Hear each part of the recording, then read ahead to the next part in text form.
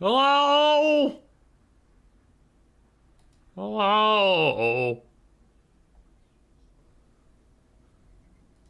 Hello? Alright. Mic's working. Everything's working. Everything's fine. Righty. We have a special event for you all tonight. It is a new player tournament. It does feature the newest of players, but Miss Rat is going to pick a winner, and if that winner actually wins the whole thing, I will donate $100 to cancer research. But if they lose, I'm donating $100 to cancer. So, she better pick good. Grace! Will you also donate $100 to me? I'll donate $100 to you if you're wrong. If I'm wrong? Yeah, because the $100 if you're right go to cancer research. You'll give me $100 if I pick the wrong person. Yeah, but you don't know who any of these people are, so it's a 1 in 8 shot. I don't have to pay you. I mean, I'll take those odds. That's pretty They're good. pretty good odds. All right, taking a look at these 8 players. Who's going to win? Ooh. He's got some good names, because I like the name Dr. Nerd, but I also like the name Rainy Frog. Rainy Frog's pretty good. I'm gonna say Dr. Nerd. Dr. Nerd, you're gonna win today. I believe in you. All right. All right. So, Actually, you don't believe in him, though, because you're believing in the other 7 if you want $100. but I also believe in Dr. Nerd. Two things can exist at the same time, Austin. That's true. That's true. All right, Dr. Nerd's going to win it all. Dr. Nerd. But if you don't win, that's okay as well for me. Because then you have to buy me dinner. No. You that have to was not buy part me of dinner it. with the money. That was not part of it. That would just be you buying us dinner, which I guess is also fine too, but no. I am very crafty. All right. New player tournament. 8 people signed up. Dr. Nerd's apparently going to win it all. And there's loud fucking sirens, so I guess I'm going to mute that shit.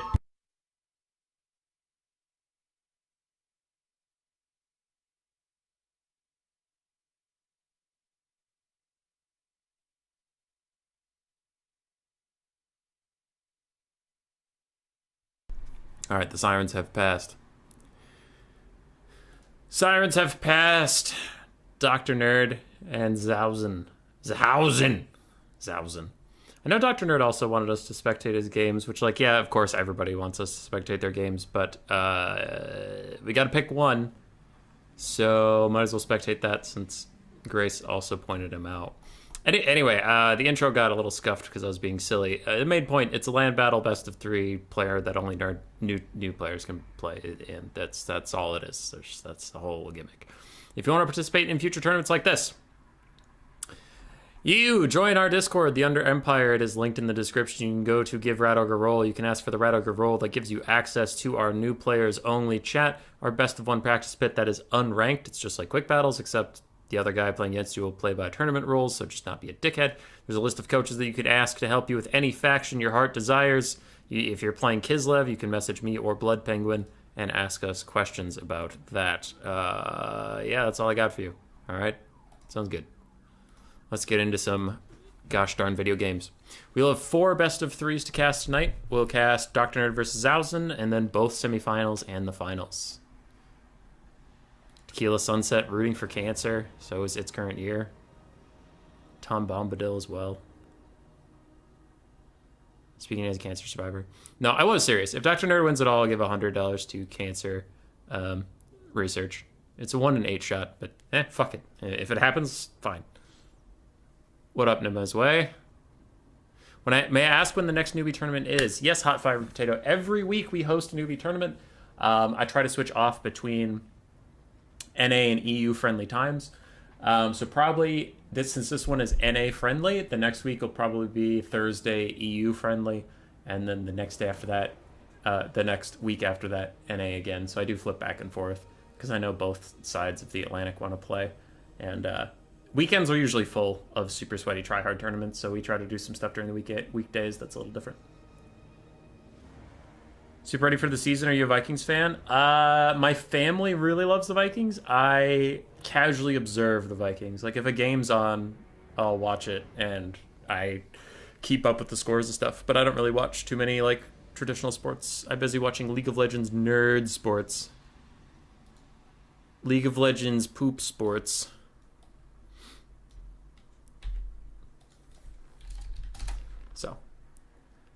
This is my first time communicating with Zausen, so I'm going to guess I've never spectated them before.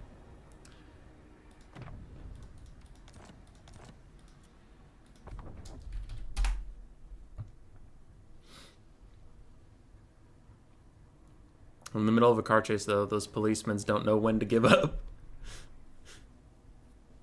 That's true. Mess Way, I don't know if there's going to be enough Plague Claw catapults for you. I don't know. So with these new player tournaments, I do try to catch and spectate some players I've never seen before to see how they fare. There are some new players. I'm not trying to be an asshole. I am just being honest. There are some new players who are brand spanking new, and you can see it. And there are some players who have played a shitload of quick battles and come into the scene pretty hot. The example would be there was a player called the Gentle Rat. He still hangs around our Discord. Came in to one of our new player events many months ago, but when he came in, never heard of him, and he smashed the shit out of it. So sometimes you just find people that are really fucking good. So for all I know, Zausen is going to be insane. Dr. Nerdgash was pretty freaking new when he started.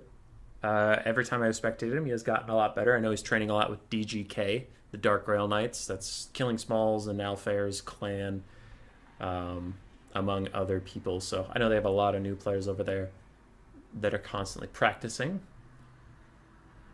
those kinds of things. So he's been advancing quite quickly. I know Rainy Frog of Clan VOD is also in this tournament. He's pretty good as well. If you had to guess, not had to guess, sorry. If you're asking for my actual tournament favorite, like memes aside, all that stuff aside, my actual tournament favorite would probably be Wyatt. I think Wyatt or Rainy Frog will probably take this tournament. Anti-Kaiju was also pretty solid when we last saw them. I believe they're DGK as well. I don't remember the Forgotten. If I've watched them, I ironically forgot it. I don't know List, I don't know Siwolek, and I don't know Zausen. But out of the four players I do know here, Wyatt usually really does impress me quite a lot. So I would expect him to either win it or go quite far.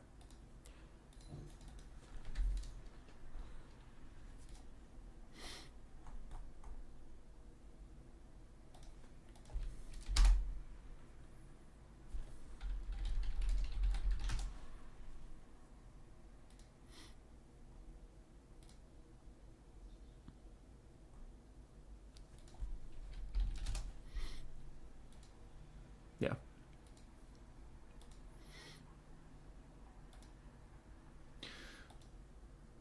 Sorry, players messaging me.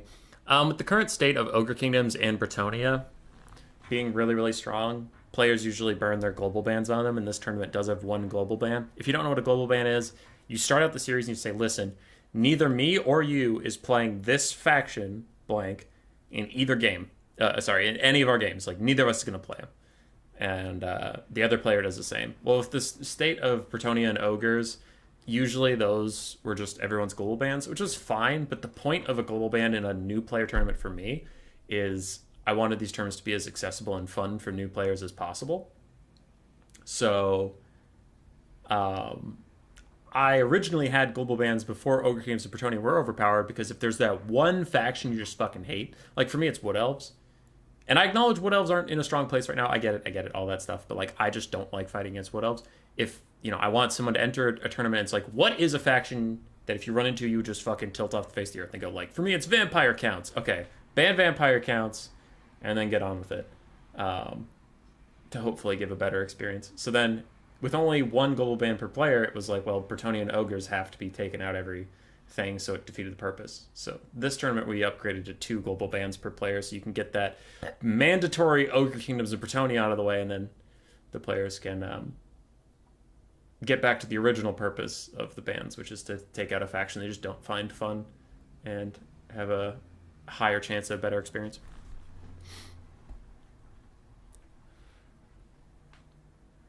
You're most excited for the tournament on Tuesday? The Puppet Masters tournament? That'll be hype. It'll probably be a shit stream. Like, I imagine stream viewership's going to be low and everyone's going to hate it, but it'll be great.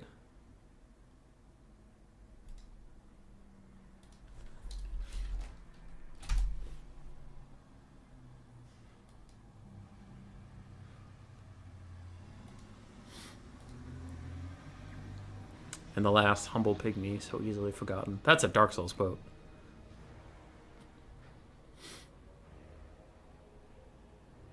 What up, Knighthood?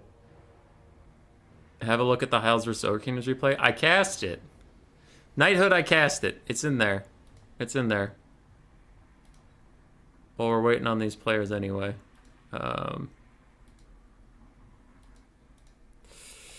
Let's see. YubTub.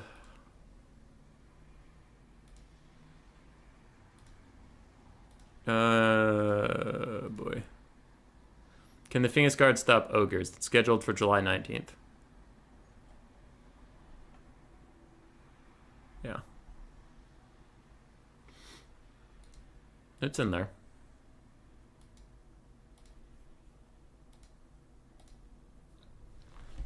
I look at the replays you send me. I don't cast everyone, but I'll cast ones that I have something to say.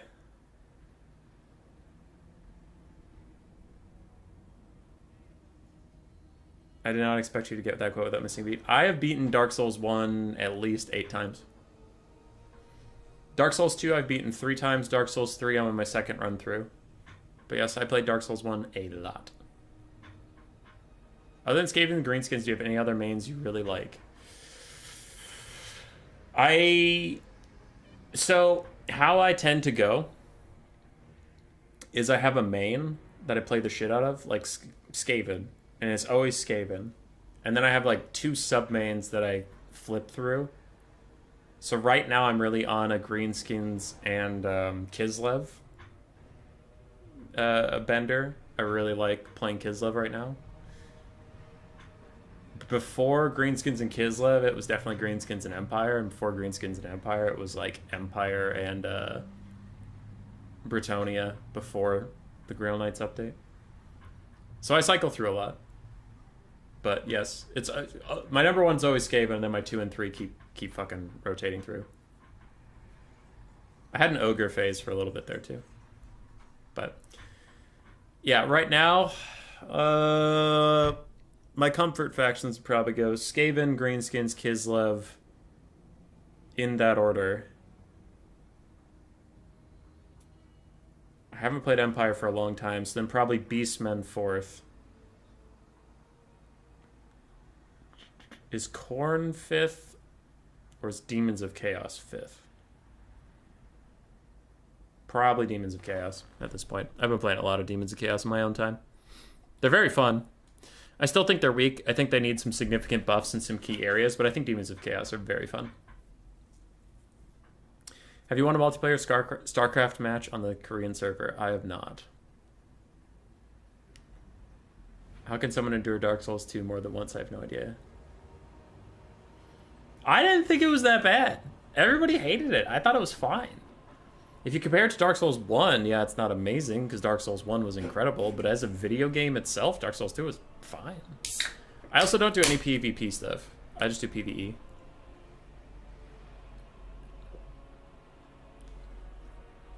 I'm a PvP hater in that game. I got, in Dark Souls 3, in this run-through I was just doing, which I was hoping the PvP was dead by now, but some guy fucking invades me. I have like 10,000 souls in the early game, so it's like 4 levels up worth of souls. I have half health and no healing left. He shows up. I get a really good trade onto him with my greatsword, because like if I get 1 hit on him, I can combo him for quite a lot. So I take out like 3/4 of his health. He runs away and heals. And then he comes back and he wants to fight again, and I'm like, oh, this guy's Estus flasks. Well, I don't have any healing, so fuck this noise. So while he was healing, I just ran for it. And I just ran and ran and ran and ran. And then I got back to my bonfire, and like, I just stood there. And he made a bunch of rude gestures at me. Like, he was clearly not happy that I was running away. And I'm like, listen, bro, I'm not dying in the middle of a fucking swamp. You can kill me right here next to the fire. But he was mad he had to run through the whole level with me. And I'm like, it sucks to be you. You chose to invade me. Fuck you. I'll die where I want to die. So I died next to my bonfire. And then I stood up from that bonfire, immediately picked up my souls, and was like, anyway, and went back on with my day. But he was like, why are you running away? Why do you think I'm running away? We're in the middle of fucking nowhere. I have no health. I'm not dying here. Fuck you. Are you gonna try Hardcore Classic WoW? I never played World of Warcraft, and honestly, I never played World of Warcraft because I was afraid I would like it, and I didn't and don't have the time to like World of Warcraft. Does that make sense? It was near legal, and it was Kislev. Oh, I really like a lot of Kossars. Like, I usually have 12 ranged units with my Kislev builds. It's huge. To get a Warhammer Fantasy Souls like? That sounds like Corrin's Realm. Alright. What do we got here for Dr. Nerdgash on Warriors of Chaos? We do have triple Marauder Horsemen with throwing axes. We have 2 armored Chaos Trolls, 2 aspiring champions, a front line of triple Chosen, and Archaon the Ever-Chosen on his mount with Spirit Leech, Searing Doom, Armor of Dorgar, Slayer of Kings, and Fight or Die. On the other side, for Zausen's High Elves, we have triple Illyrian Reavers, 3... Oh, Illyrian Reaver Archers, I should say. 3 White Lions of Krace, 1 Sister of Averlorn, 2 Heavy Cav, one of which is a Dragon Prince, the other is a Silver Helm of Shields, 2 Spearmen. There you are. We have Imric on his Dragon, and a Life Mage on foot. This looks like a Black Knight build. Those Illyrian Reavers plus Sisters of Avalon are doing some serious work on the Marauder Horsemen and throwing axes. The throwing axes are already not a particularly good skirmish versus skirmish unit. They're really good at like harassing Imric on his dragon or something, but they don't have the range or the projectile arc to really trade with these Illyrian Reaver archers, and it's not going well for them.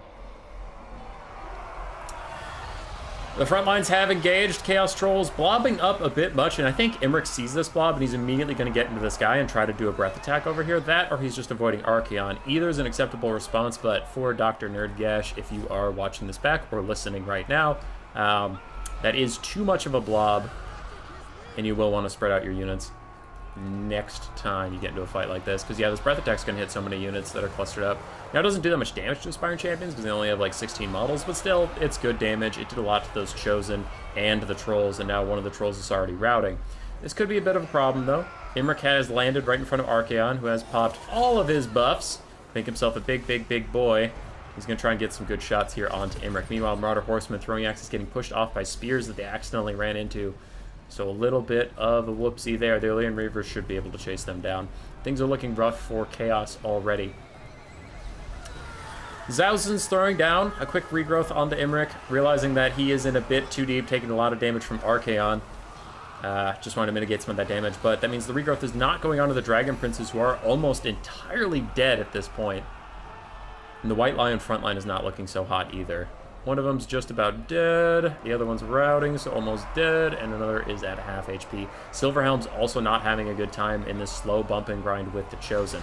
Things are not going badly for the High Elves. I still definitely favor their position in this game over Chaos at the moment. Sister of Avalorn freely firing in, Trolls being run off, though the Illyrian Reavers are not getting as aggressive as I would like. I would like them to be much more active in melee combat with stuff that's routing, so just like, you know, just give them melee attack orders on these Marauder Horsemen to just keep chasing after them. Give them melee attack orders onto the Chaos Trolls that are routing. Things like that. Just keep stuff routing, because now the Trolls are coming back. They get another charge onto your White Lions. They'll do a little bit of damage. It's not crucial, but, like, you know, if the player does end up listening back to this stream or something, they can make adjustments. That's kind of the point. The High Elves have dominated the skirmish game. Good for them. And they've dominated the mobile game overall. Not that it was super contested. And this does mean that the Sisters of Avalorn should be free and clear to fire throughout the entire game. Unless Archaon dives straight into him. Does he have Burning Head? No, he doesn't. Okay, so like Imric or someone could go fuck with him. It looks like Imric's going to do that.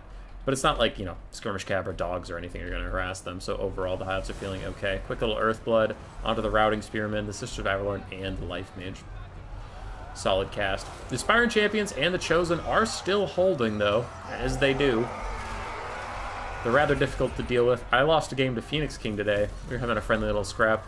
We played High Elves Warriors of Chaos, and I had a tough time clearing out Chaos Warriors, and I imagine Chosen are much more difficult to clear out, you know, because they're just Chaos Warriors on steroids.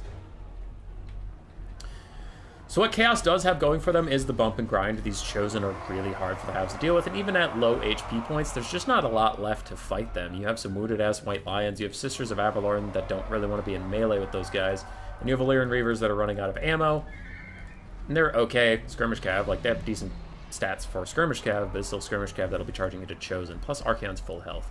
You do have Imric. Imric's breath attacks are good at clearing out infantry, but not, like, sitting in melee. That being said, his breath attacks have done some serious work. Another Searing Doom for Archaon, but Zausen is pretty on top of the dodging. No, it looks like just a little scoop there. Still going to get hit by a lot of the Searing Doom. Not that it did that much damage. They're spread out into a line. Burning Head would be much more threatening to them. And the last of the High Elves infantry is dedicated to the fight. Chosen Aspiring Champions ripping through them as a quick Earthblood comes in for Imric. I think he's lining up for another breath attack onto all these clustered up units. Let's see the damage. You dumb fuck! Not the player's fault, but it did target 2 random Aspiring Champion models out in the middle of nowhere. Chosen are ITP, is it because of... They're not usually ITP, it's because of his crown, right? Okay, Archaon's giving all these guys ITP. Cool. Without it, they wouldn't have ITP. So Imric can get some terror routes if Archaon leaves, like right now. Ooh, that might be a mistake, because that'll let these 2 get terror routed once Archaon's out of range. Yeah, that'll be a whoopsie. There they go. They're both terror routed, and terror routes easily turn into actual routes, which will mean that they'll get chased off by these Illyrian Reavers, no issue whatsoever. Sisters of Avalorn getting shots on these Chosen with their backs turned. That means those silver shields are not in play. The armor-piercing missiles will wreak havoc on them. And all of a sudden, the High Elves are taking a pretty good position in this game. There's trolls left? I thought you all died. Alright, so trolls are coming back, healing, doing their best to get involved. Sisters of Avalorn are going to make mincemeat of them, though. Armor-piercing shots plus fire damage versus trolls, which are weak to fire and stuff. Oh, but the sisters actually get distracted. They're going to fight the Chosen. That is going to let a free charge for the trolls. They get in there, and they'll start doing some good work. Archaon is still fighting. Aspiring Champions are ITP. I forget if they're actually ITP or if it's because of his crown again, but whatever. Lord of Dragons has popped onto Archaon, but he throws down Fight or Die. He's probably also going to throw down his other buffs because he's tended to throw all of them out at the same time, so I'd imagine they're on similar cooldowns. But it looks like, no, he's not able to get the Armor of Dorgar or Slayer of Kings down just yet. So they must still be on cooldown as the trolls are shattered. Chosen are all routing. It's just Aspiring Champions and Archaon. Archaon does have to do something kind of wild versus Imric right now, and he is going for it. His buffs are still not up overall, and a regrowth goes on to Imric. But these Sisters of Avalorn running low on ammunition, but still plenty of models, so they do have a lot of DPS left to put out. Archaon, you need your other buffs. Like, Fight or Die came out, and by now I acknowledge that you are probably on cooldowns, but I don't know where those cooldowns went, because you needed to save them to fight Imric. And he is still trading okay. There it is, the Armor of Morcar. That melee fence is going to help, but a big shot onto him despite that extra melee fence. Just not enough, and Archaon does get bodied. The High Elves will go up 1-0.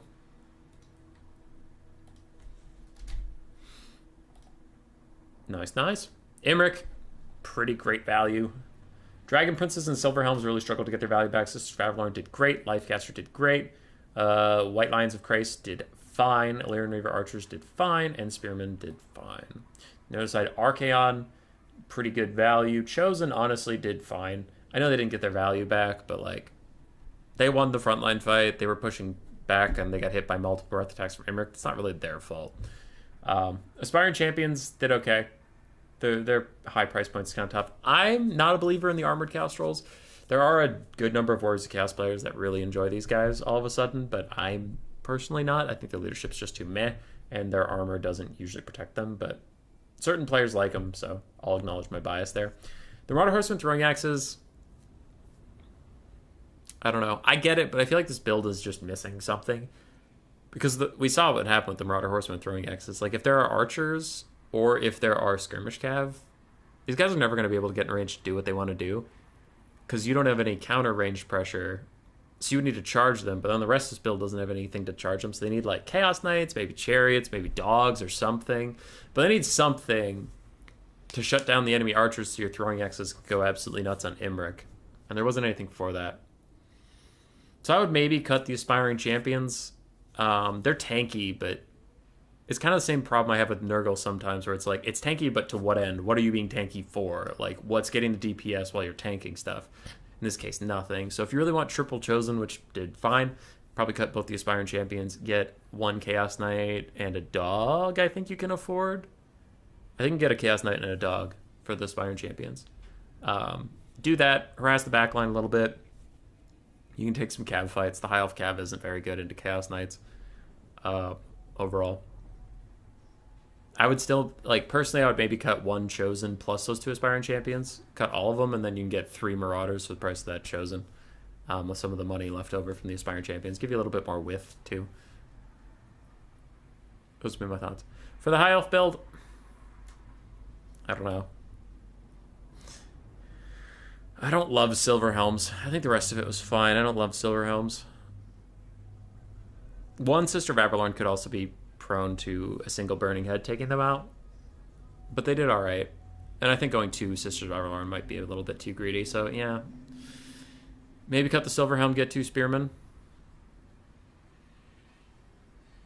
I don't know. I don't know High Elves nearly as well.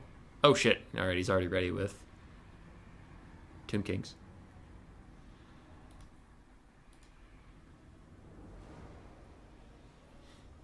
It's only as addictive as Black Tar Heroin.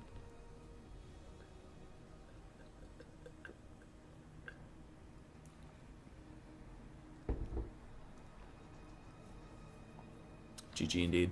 It'd be a travesty for aspiring champs not to have ITP. What is overall better, Streltsy or armored Kossars with great weapons? Overall better, Streltsy. But they do very different things, so that's like... It's a tricky question to answer. Armored Kossars with great weapons are a frontline unit, while Streltsy are a backline unit. Now, all of Kislev is hybrid, but you still wouldn't want a frontline of Streltsy, and you wouldn't want a backline of Armored Kossars with great weapons. But in general, yeah, Streltsy are better. 2 heavy cav. I mean, I would prefer 2 Dragon Princes over a Dragon Prince and a Silver Helm. I just feel like Silver Helms are decidedly meh.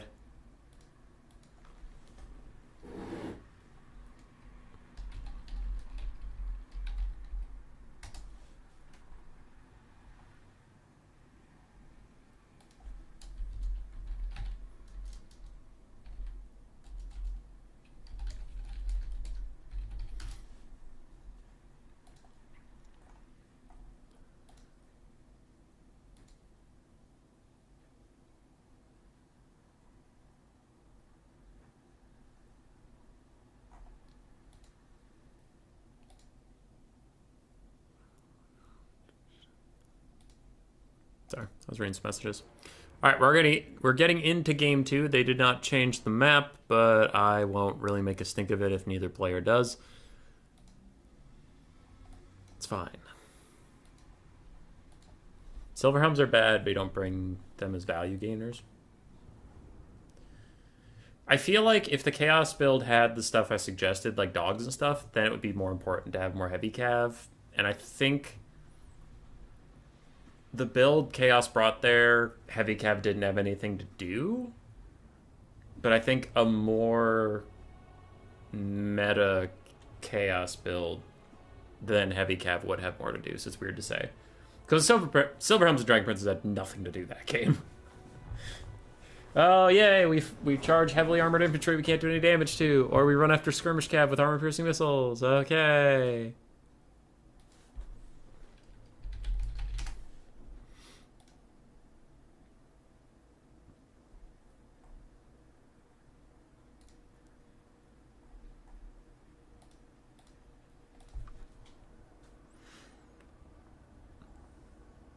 CA, I appreciate the effort you put into things. I really do. Please, for the love of God, just make different map variants for the lighting and terrain settings. Like, there was a while that Alpine Ridge there was a snow version of Alpine Ridge that you just couldn't see on. They reverted it, so now all of Alpine Ridges are just kind of this muddy brown, which is fine. But also, like, there's maps I enjoy, but then they have night versions, and I can't see shit. Alrighty. For Chaos. Archaon, same map, other player, different army, different opponent. He's here for vengeance. He's ready to kill some fools. Burning Head and Spirit Leech. Archaon is a very, very strong lord, but he's also quite expensive, so while he is meta, he does make your army very small. It's quite good against Tomb Kings, though. Like I said, Burning Head is excellent versus this faction, clears out almost all of their infantry, and then he himself is a great duelist. And he's going to get Spirit Leech to death. We'll see how that goes for him. He's got to find Arkin pretty quick. Pretty quick. Triple Armored Chaos Trolls. Everybody hates me. Everybody's taking these things, no matter how much I protest. They're not boring to watch, at least. I'll give them that. Like, they're exciting. and whatnot. I just think they're bad. Triple armored Chaos Trolls, do 2 Chaos Warrior Halberds, 5 Marauders, triple Marauder Horsemen throwing axes, and a single Skull Crusher of Khorne. The anti-large spooky boys of the Blood God. On the other side, for the Tomb Kings of Dr. Nerd Gash, who wants to come back in this series, we have Skeleton Warrior Frontline, Skeleton Spearman Backline. We have the Kepler Guard, Tomb Guard, ROR. 2 Seppi Stalks, one of which is the ROR, Eyes of the Desert. 2 Ushapti Greatbows, one of which is the ROR, Chosen of the Gods. We have 1 Nehekara Horseman, 2 Carrion, and Arkan the Black. Actually, I haven't seen you in a while, my friend. Whenever we see Tomb Kings, it is Cetra. Arkan's still very good. I think most people just got bored of him, so a lot of our streams that are less serious, people tend to take Cetra. While Cetra's fine, I do think Arkan is just better. Fate of Buna, Spirit Leech, and his Skeleton Summon plus his regen items. Let's go. Regen, I mean mana regen, not health regen. His health regen just comes from being a Tomb King. Chosen the Gods should focus their efforts on the Chaos Warriors with Halberds or the Skull Crushers. That's what they should be shooting. Basic Ushapti should be shooting at Archaon or the Armored Chaos Trolls. Maybe the Skirmish Cav? Either of them could shoot at the Skirmish Cav if they present themselves as a target, but I don't know. I think the Skull Crushers will be much more of a problem. Chosen of the Gods are not good at shooting at single targets, though, which is why I want them to be shooting at the Armored Infantry, because they do a lot of damage there. Or damage versus Cav. I just imagine the Skull Crushers will do some dodging. Firing at the Armored Chaos Trolls. They seem to be doing okay. I did not know until this moment that the Chosen of the Gods had Shield Breaker. That would explain how they do so much damage to heavily armored infantry, even if the infantry have shields. Huh. But yeah, you can see they do a lot more damage to infantry, so I would like to see those halberds getting plinked. Carrion and Sparkle Stalkers chasing off and counterfiring against the Marauder Horsemen throwing axes. While the Chaos Horde advances, Marauders are going to get into melee combat. And this is a really good staggering of the front line from the Tomb Kings. I like that a lot. Now, Archaon's Burning Head can't kill your entire front line, though we do have 2 units clustered up right here. I really want to see a Burning Head go down this line. That'll get excellent value. Take out 2 units with 1. Meanwhile, Trolls and Archaon are skipping the front line entirely and just diving the Chosen of the Gods. And Arkan throws back a counter Spirit Leech, but some of these Carrion are going to have to run up here and just offer their bodies to the Dark Gods and protect. He protect, he attack, but mostly he don't fight back. Chosen of the Gods, Carrion are diving in now, and the Chosen of the Gods are going to walk away. And if any of you are saying, stream sniping, there is a delay, so there's no way he heard me say that and then did it in that amount of time, because I would be probably saying it 3, 2, 1 now. Yeah. Skeleton Summon and the Skeleton Spearman rail unit just got nuked down by the Burning Head, and you can see why I was saying that's such a good unit. But the Ushapti, no, those are Chaos Trolls. Those are friendly boys. The Skull Crushers are just rolling through the back line. Oh, this is super scary for the Tomb Kings, as these Ushapti are about to get run the fuck down. They're trying to hobble away, but that's not going to work. The Sparkle Stalkers will have to turn inwards and really help out these Ushapti, or they are dead. Let the Nehekara Horsemen peel off these guys. You need your ranged stuff to hit those Skull Crushers. Chosen Gods are almost dead, but Archaon is not having a good time, as a whole bunch of Carrion have committed to this fight to just hold him in place. The Kepler Guard are here. They're slapping some stuff. There's not a lot of Chaos Infantry to eat this damage either, so these Trolls and Archaon are taking all the damage from the Kepler Guard. Oof. Skull Crushers have almost entirely killed that Ushapti Greatbows, and unfortunately the Nehekara Horsemen are coming in to help now. The Ushaptis are trying to pull through and get to the other side, but it's just too late, and also you're feeding the Skull Crushers exactly what they want. But, ooh, can the Chosen of the Gods shoot them in the butt? At point-blank range, that would actually probably do a lot of damage. Oh, but they're switching targets back onto, it looks like the Chaos Trolls. They need to make up their mind to shoot at something, because their time is limited. Chaos Warriors with Halberds are chewing through these Sparkle Stalkers, who somehow end up in melee with them. That is a bit of a problem up on the high ground there. The Eyes of the Desert chased off 1 Skirmish Cav. The other 2 are right next to them. Do have to reposition. Arkan is chasing Archaon in melee, running him down.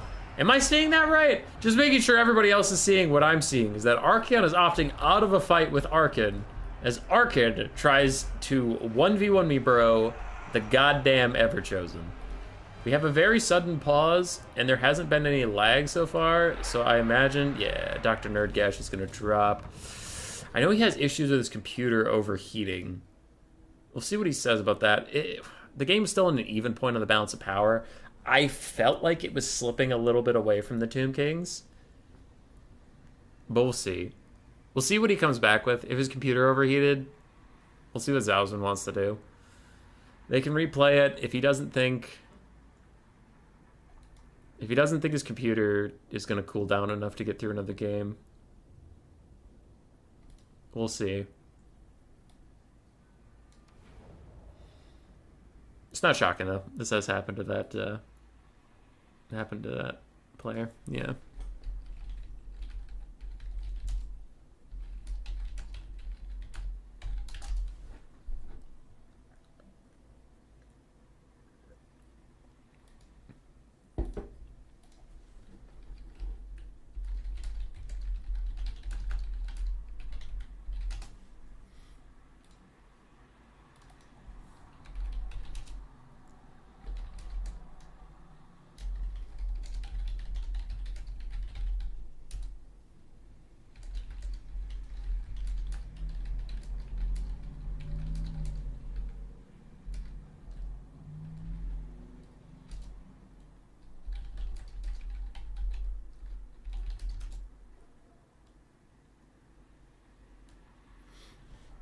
All right. Yep. So Dr. Nerd, his computer was overheated. He said he won't be able to play for another 10 minutes or so. And he did say the front line was broken. Archaon got away. So he thinks that while the game wasn't over, it was probably advantage state to Warriors of Chaos. And since he was the one that overheated, he's like, it seems appropriate that I would back out. So yeah. The game 1 build was for fun and also to see how good he was, considering I hadn't seen him before. I see. I didn't love game 1 build as much. Game 2 build was very competitive and solid. I heard. True. You probably did hear. Yeah. Yeah. Yeah, thoughts on game 2? The real quick would be your Sepulchral Stalkers were zoning out Skirmish Cav, which was fine. That was a good play until the Skull Crushers came in. Then they needed to turn inwards and just Gatling gun down those guys, and you could use those Nekar Horsemen to just sprint at the Marauder Horsemen throwing axes and keep them away from your Sepulchral Stalkers. You can shoot down the Skull Crushers, do that kind of thing. Other than that, you played pretty fine, and like the game was still winnable. It was not out of your hands at all. It's just like, well, we had half a game, so in half a game I saw one thing where it's like, I would prefer the Sepulchral Stalkers peel the Skull Crushers, Nekar Horsemen peel the Skirmish Cav, whereas you did the other way around. You did the Sepulchral Stalkers peel the Skirmish Cav, and Nekar Horsemen try to peel Skull Crushers, which is fine. It's just like, the reason I say that, and it is an opinion, but my opinion on it is, you're putting your damage into Skirmish Cav versus your damage into Skull Crushers. Because wherever your Nekar Horsemen go, they're just going to be blockers, and wherever your Sepulchral Stalkers go, they're going to deal damage. So I personally value the damage on the Skull Crushers, because I'm just a bitch.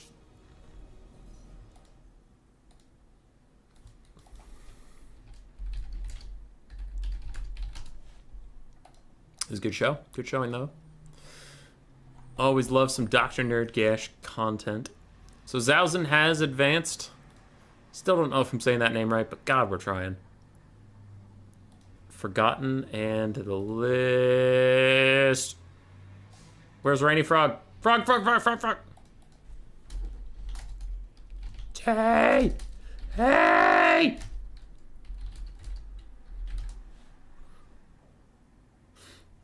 I just sent Rainy Frog a bunch of all caps haze to let us spectate because I see his lobby, but it doesn't have a spectator slot.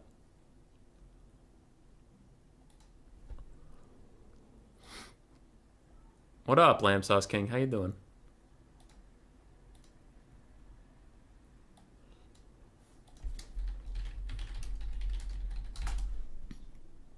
All right, the score is 1-1 for the series we are about to enter.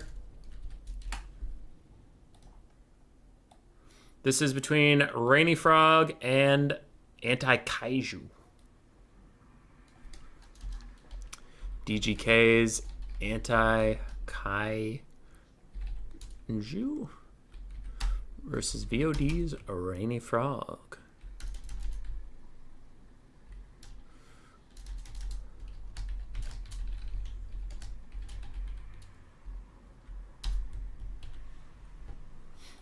Let's go.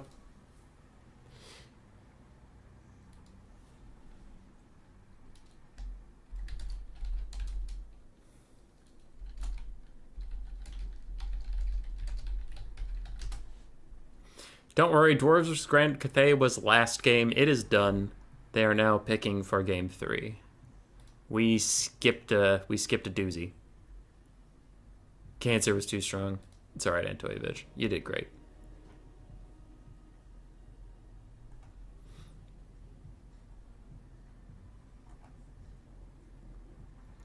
Can somebody turn on the sun? No. Oh, you went for the map. Yeah. Coming home from the gym. Get swole, dude. Any suggestion for dealing with large units as Warriors of Chaos? Just using halberds doesn't really work, but I feel like Dragon Ogres and Skull Crushers don't perform well for the price. Archaon is actually very good at dealing with large targets. If you're talking about a large single entity target, Archaon's great. If he has his buffs up, he does really, really well. Other than that, Marauder Horsemasters are still pretty good. Just volume of fire DPS. Your halberds do okay. Other than that, I think Dragon Ogres and Skull Crushers are not really doing too great right now, as you mentioned. Another thing you can do is bring a giant or two. You can. But Warriors of Chaos are not doing amazingly right now into large single entities. Again, it is just a lot of bringing some skirmish cav in case you have to deal with them and letting Archaon duel them. If you want to know, the ZH is basically a J, so it's Josen. Gotcha. Well, Josen, you played great. And if you want feedback on your matches, you can rewind the stream, but you did fine.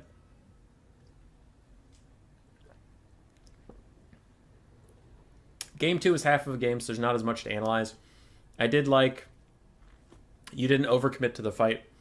When you saw a gap in the front line, you didn't just send your trolls to fight skeletons. You ran through the front line with Archaon and the Chaos Trolls. I think that was fine. I'm trying to think. Skullcrusher use was good. Archaon's use was good and solid and fine. Two things I did note is, one, when Arkan was chasing you off, I get that. But when it became you ran past your own front line and then the Carrion were chasing you and Arkan was chasing you, neither of those units mean anything to you, so you should just turn around and kick his ass. The game crashed like 10 seconds after that happened, so you didn't have a lot of time to notice you could just turn around and kick his ass, but you should have turned around and kicked his ass. And then the other thing is something I do with Skirmish Cav a lot. So I'm not saying this from a place of like, I could do this way better. But if you want my like objective feedback, whether or not I can do any better, your Skirmish Cav are all really clumped up.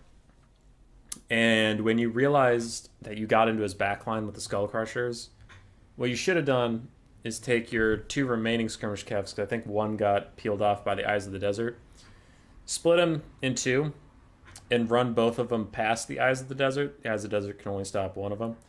Get the other one to the back line and start using the throwing axes in melee to chase down his Chosen of the Gods, which were like super low, and then his other Ushabti were crumbling but not dead yet. You could just chuck those Martyr Horsemen into them in melee, stop them from shooting for the rest of their very, very short lives, and kill them. If you really wanted feedback, that would be the technically right play, but again, as I'll try to point out so people think I'm not just being a dick, just because it's the right play doesn't mean it's one like, it's easy to do, I would do it every game. I infamously don't do it every game. I don't really play with Skirmish Cav because I'm bad at them. But I know what they should do.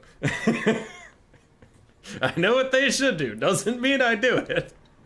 Because I am dumb. Oh, you've been struggling with Cav.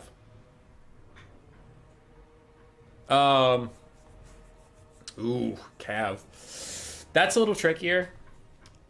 That's a little trickier. It depends on the Cav. Like, I was playing High Elves into Warriors of Chaos versus the Phoenix King today, and he was the Warriors of Chaos, I was the High Elves. Shocking. And he brought Chaos Knights, and they bodied my Illyrian Reavers and War Lions. I had them both together. So his Chaos Knights did okay, but obviously Chaos Knights aren't incredible. You probably just have to use spells, like Archaon's Spirit Leech, if you take him, or if you take a Deathcaster, Fate of Yuna, take out enemy Cav. I think if the enemy has strong armor-piercing Cav, you're going to need Fate of Yuna. Yeah. Another thing you can do is pair Skirmish Cav with dogs, and then you kite their Cav, because your Skirmish Cav's going to be faster. Because another thing to remember as Chaos is you don't really care what their Cav do, right? Because if your Skirmish Cav just run away from them and stuff, I'm not saying this is easy, but it's true. Your Skirmish Cav can run away from them and be a pain in the ass, and if the Cav ignore you, your Skirmish Cav can chase after them and throw at them, all that stuff. And the only disadvantage doing that in a traditional sense is you leave your backline completely open to the enemy cavalry, but Chaos doesn't have anything in the backline anyway. They don't care. They don't have archers. They don't have artillery. They don't give a shit. Sure, take the backline. What are you going to do with it? You're going to get rear charges. But unless your Cav's armor-piercing, those rear charges aren't going to matter. Which is why I said if they have armor-piercing Cav, you're probably going to want Fate of Yuna to just, like, get rid of that shit. Because that's actually a problem for you. But yes, until Skull Crushers and Dragon Ogres get a little bit more love, your cavalry fighting tools aren't amazing. They exist, but they're not very good. Chaos Knights do okay, but they're probably going to trade down for their price point.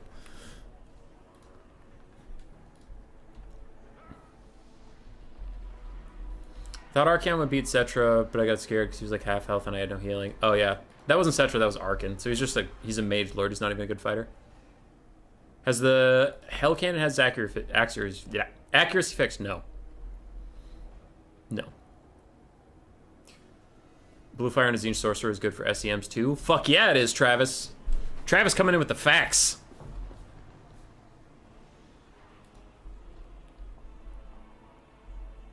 Josen, you won your first best of 3, so don't worry about it too much. And if you're playing in a tournament, you're probably playing better than average players. Like, even a new player tournament, these are probably people that have played a good amount of quick battles and, like, done some thoughts about their builds and stuff.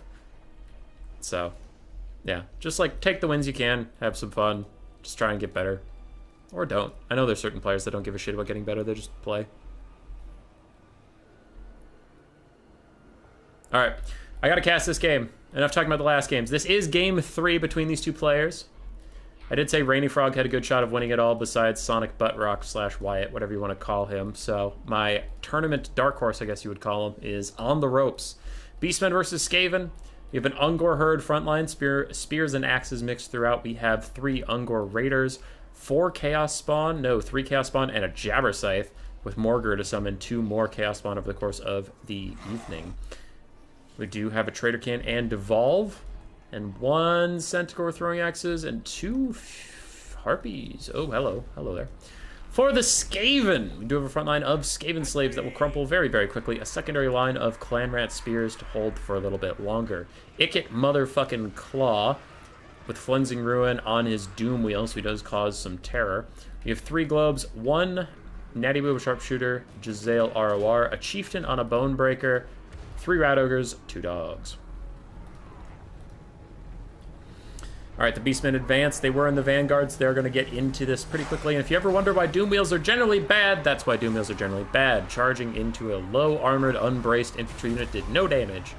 But Ikit Claw usually takes the Doom Wheel just to be tankier. He doesn't take it to do damage. But in general, Doom Wheels just don't do anything as chariots. Natty Boob Sharpshooters are having a terrible fucking start to the game because they can't see shit. They're starting to arc their shots over the hill, and they will take their day out on the Centaurs with Throwing Axes, who do have to get more active. The Jabberscythe also has to start charging. So do the Chaos Spawn. What is that? It was a Traderkin. Oh, okay. Cool. Traderkin's going to start poking down Ikit Claw a little bit. The Chaos Spawn are going to be the meat and potatoes of this army. They have to do most of the work, while all of these little infantry you see getting nuked are side salad. No one really cares about them. You have to take them to be polite, but you don't really want them.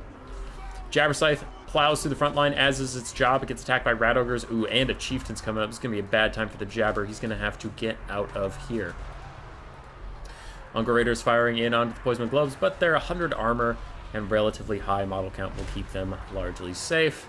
We do have a devolve onto these globes, trying to get their leadership low enough that they'll actually rout. Morgr continues to advance forward. And we do have Wolf Rats on the back line, trying to harass and rear charge, maybe chase off some stuff. These Wolf Rats are trying to get these Ungor herds to rout. That's fine, that's a noble cause, but they should probably be back here harassing all these things that are already routing.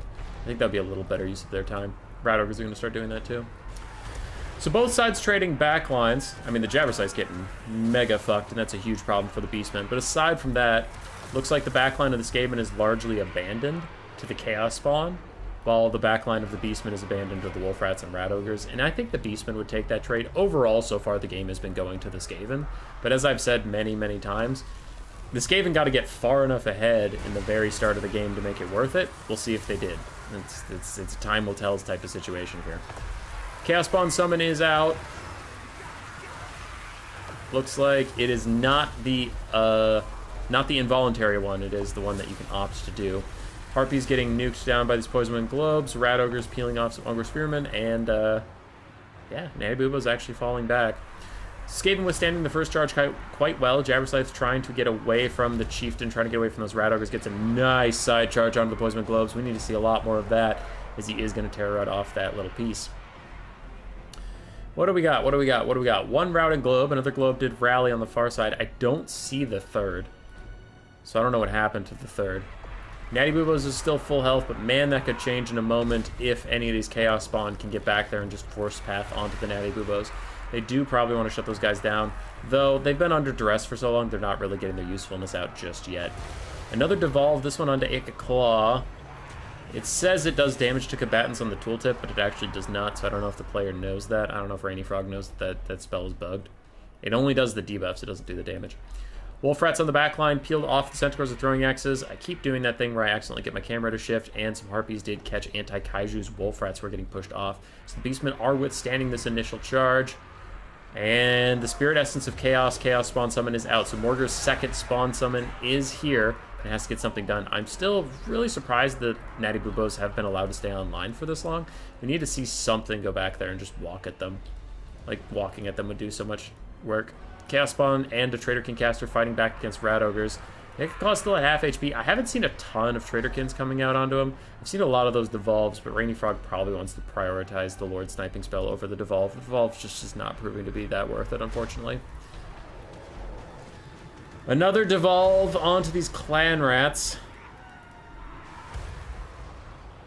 Yeah. Ooh, and a Flensing Ruin cast is gonna probably finish off the Brave Shaman of Wilds.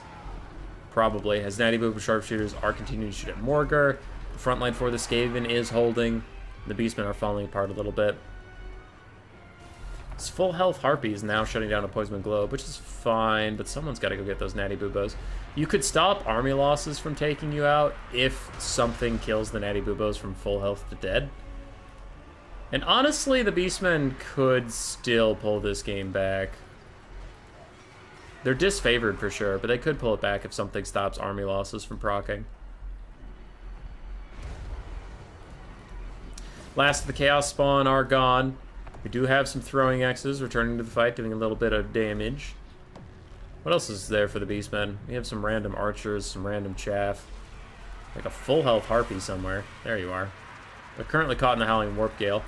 And Jezzails are turning to fire on them. They will rout off this low health one, but the full health one should be fine. And Morgr continues to battle on with his regen, though the Chieftain is doing pretty good damage to him. And something has to be done about that balance of power very, very soon. Ooh, a terror rout onto the full health Harpies. That's fucking brutal. That might be a GG. Yeah, the balance power shifted too low. Rest in peace, Beastmen. Good attempt from the rainiest of frogs. That matchup felt like it got a lot harder for Beastmen coming into Game 3 because Ultra unit size made a lot of stuff hold a lot longer than you're used to. But there was some target priority whoopsies. And I, I, I applaud people who use creative spell usages, but Devolve just did not feel good. Watching it, it didn't look like it did very much. Jabberscythe overdove for a little bit, got kind of caught up in some things. In the second half of its life, it was played with much better. I really liked what he did with it after it got caught, but getting caught did take a lot of damage. Chaos Spawn had trouble getting through to the back line. One of the Harpies got literally 0 damage, which is pretty brutal. Archers had a rough time getting any value out. But, yeah, it's a tough matchup in general. For the Skaven, largely played it pretty well. Some of their stuff that rallied could have been brought back to the fight sooner, but other than that, they played pretty well around it. Chieftain picked good targets. Ike Claw picked good targets. Natty Bubos stayed safe through a lot of the game. Globes did fine. Like, there was a lot of good stuff there. So, GG's. Objectively wrong opinion. Tuna is great. Whoa. Whoa. Okay, y'all are talking about weird stuff.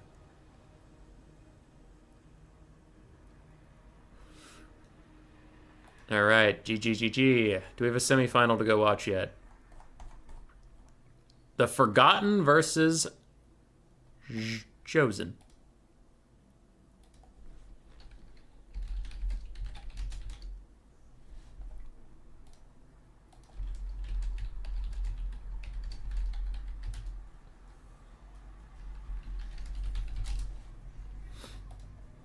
Let's get into it. Left screen. Boop. So Anti-Kaiju will report their win. I know Wyatt and his opponent were still working on some stuff, but we're popping up here first.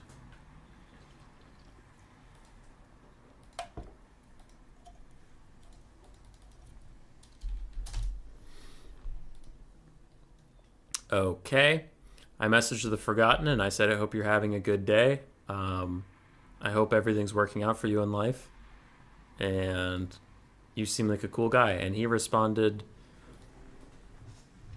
fuck you, boomer. You broke-ass nerd. Leave me alone. Okay, cool guy. Cool guy. Seems real nice. Super excited to be spectating his game.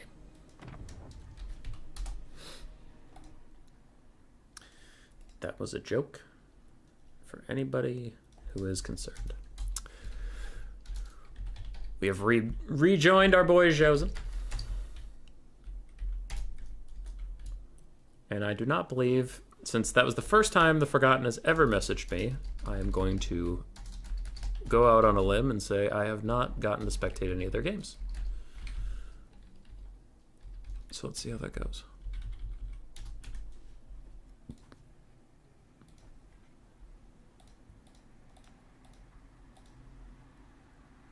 Is he wrong, though? No.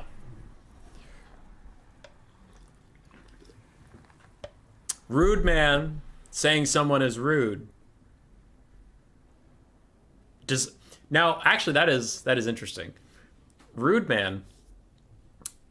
If you say someone's rude, are you an expert on the subject and therefore you know what you're talking about? Or is that a pot calling the kettle black situation? I'm just saying. It could go either way.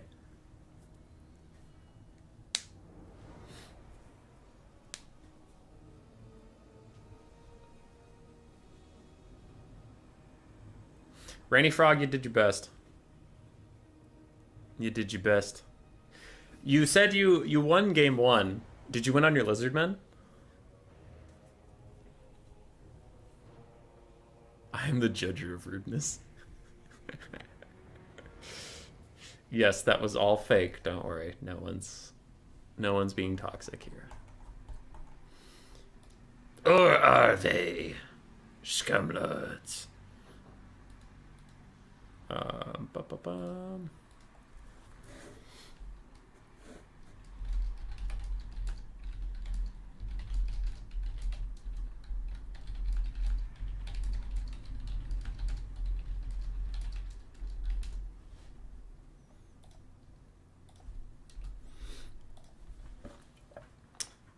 You want some elves or dwarves die? Well, shit. Kaiju is goated. Happy to have him in DGK. Kaiju's pretty good. Hi, Dad. I told you never to call this number again. Oh, it's... Okay, you're Fat Kid at Recess's son. Sorry. Whoops. My bad. Festus is kind of toxic. Ha.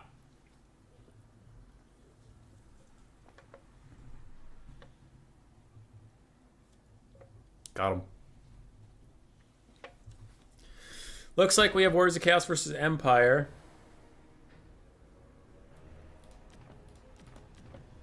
I changed the names, right? Yep. Off with their beards. Rip dwarven beards.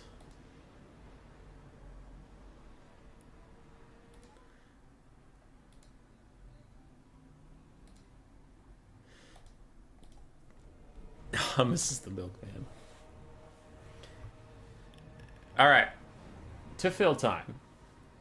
I'm reading the Alethanar book right now, part of the Sundering Omnibus. Alethanar's character is so good, man. It's so good. I love characters with, like, flaws. Everybody enjoys an OP character from time to time, right? Like Gandalf in The Lord of the Rings, or Alanon if you've read the Sword of Shannara trilogy. Like, everybody loves an OP guy who's always correct about everything and is like the moral compass. But man, I am enjoying the Sundering. Reading about Malekith, and it's like, yeah, this dude's a good warrior, and he means well in his own way, but my god, is his arrogance and, like, just so sure he is correct at all things. You're like, it's like watching a train coming into the station and you know that the track isn't finished, and you're like, I just kind of have to watch it because you're like, I know what happens to you and you're being such a dick. Like, in some of your chapters you're like, oh, I bet I could walk into the fire of Asurion right now and I'd be totally fine. You're like, should I tell him? Should I tell him what happens to him? No, I'll just keep reading. Alethanar is not that way, but he's also a really good character, and, like, I don't know. I know Alethanar from the Total War Warhammer games. So I just, people explain to me that he's Elf Batman, which Altharion is also Elf Batman, but whatever. He's like, he's Elf Batman. The Dark Elves wronged him, and now he wants to hunt them down. I'm like, okay. And I start reading about Alethanar, and it's like, Alethanar was a slightly too serious child. Okay, that tracks. And then everything went fucking wrong. He's just, like, so pissed. And he keeps walking in. And the elves before the Sundering just want to party and drink and do politics. That's, like, all they want to do. And Alethanar walks the room, like, just scowling, pissed off, and he's like, I need your soldiers. Hi, Aleth. It's good to see you. I need your soldiers. Yes, Prince Alethanar, you are speaking to the Phoenix King, so you should say your majesty. I need your soldiers. Your majesty. Your majesty, may I please have your soldiers, Aleth? There's protocol. On and on like this for like an hour, and then finally Alethanar's like, Your Highness, great Phoenix King, blah, blah, blah, blah, blah. Your Majesty, I love you so much. I hope your day's been going well. I hope your daughter is doing great. It is fine. It is good to see you this Christmas Eve. I please request to potentially have some of your soldiers potentially today. Okay, my son, what do you need the soldiers for? Dark Elves are burning down this citadel right now. Well, shit, Aleth, why didn't you say that? I did say that! Give me your soldiers! It's so fucking funny.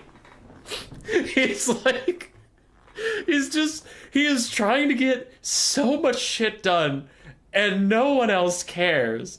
And then, like, when the boogeyman shows up at their door, he just throws out a quick, very tired, I told you so, anyway, and he just saves everybody's lives. And then they go, all right, we won a battle. Let's hold a party. And Alethanar's like, no, the Dark Elves are going to regroup. They're going to come back and they're going to smash your ass because they know you're going to party. They wouldn't do that. He's like, they will. And then they come back and smash their ass and kill everybody. And when they're scattered to the winds, Alethanar picks someone up out of the mud, shakes them and says, I told you so. It's so good. It's so good. Oh my god, I love this book. It's just... It's titled The Shadow King because it's about Lethan Hart, but it really should be one man tries to save a continent, and a continent doesn't want to be saved. It's so good. It's so good, man. Emmerich's also chilling. I think Calidor is book 3, so I think I'll learn a little bit more about Emmerich then. But Emmerich's cool. I didn't realize, unless it's not the same Emmerich, I didn't realize Emmerich was alive before the Sundering. Because he kind of has that youthful look about him that I assumed Emmerich would be, like, young and hot-headed. No, it turns out he is very, very old and still hot-headed. Emmerich has not settled down over years. Oh my god. Because you think of like an 1,000-year-old elf and you think of someone like sitting on their throne patiently and they're like, my son, with the rise and fall of many moons, you have to understand that things change. Nah, Emmerich's like thousands of years old and you go talk to him, he's like, let's go fight! Let's fuck him up! And everyone after 1,000 years still tells Tyrion, hey bro, take a breath and think about it. And he says no.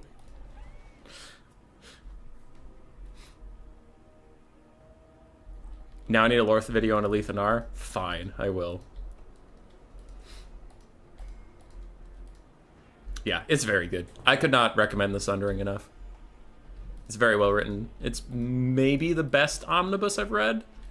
Thanquol and Bone Ripper is still my favorite, but I don't pretend that Thanquol and Bone Ripper is the best, if that makes sense.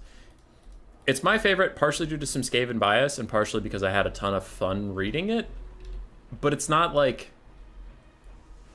objectively well written. I'm struggling to get through this because I don't want it to be bad. It is still my favorite omnibus, but, like, there are definitely flaws with it. And if I sit down and put my serious face on and, like, rate the book, there are some plot holes, there are some problems, but the tone of the Thanquol omnibus is very much just be here to have fun. If you're questioning the plot holes, you're not reading this book correctly. While The Sundering is actually just, like, well-constructed fiction. Like, it's very good, very well written. Clearly a lot of thought was put into it. There's a lot of great world building. There's a lot of world consequences that are considered.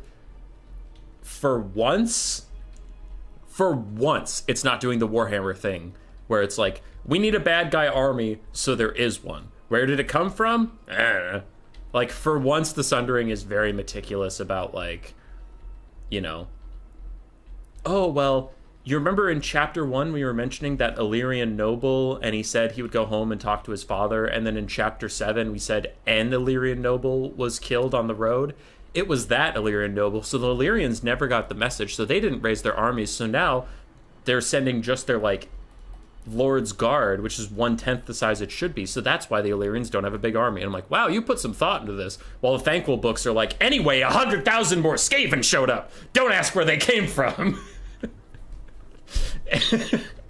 Quick Headtaker's here now. Wasn't he all the way across the world and there's no way he could have gotten here in time? Fuck it, he's here. Like, it's fun, but it's kind of stupid. The elf books are not stupid. The elf books are very big brain.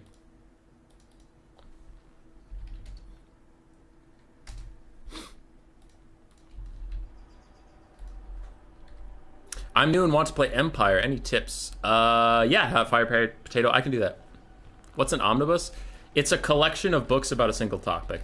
So, like, the Sundering omnibus is 3 elf books all slammed into one story that tell you about the event, the Sundering, whereas previously you'd have to track down all 3 books. It'd be like the Lord of the Rings trilogy all in one book. You wouldn't have The Return of the King, you wouldn't have A Fellowship of the Ring, you would just have The Lord of the Rings, and you read it all the way through. Alright. To cover the builds, before I answer that question about the Empire, we have swordsmen, some halberdiers, more spearmen on the other side. We have some Free Company militia, handgunners, including the Sterling's Company, the Sterling's Revenge Free Company militia ROR, which has armor piercing. Triple war wagons, 2 Empire Knights.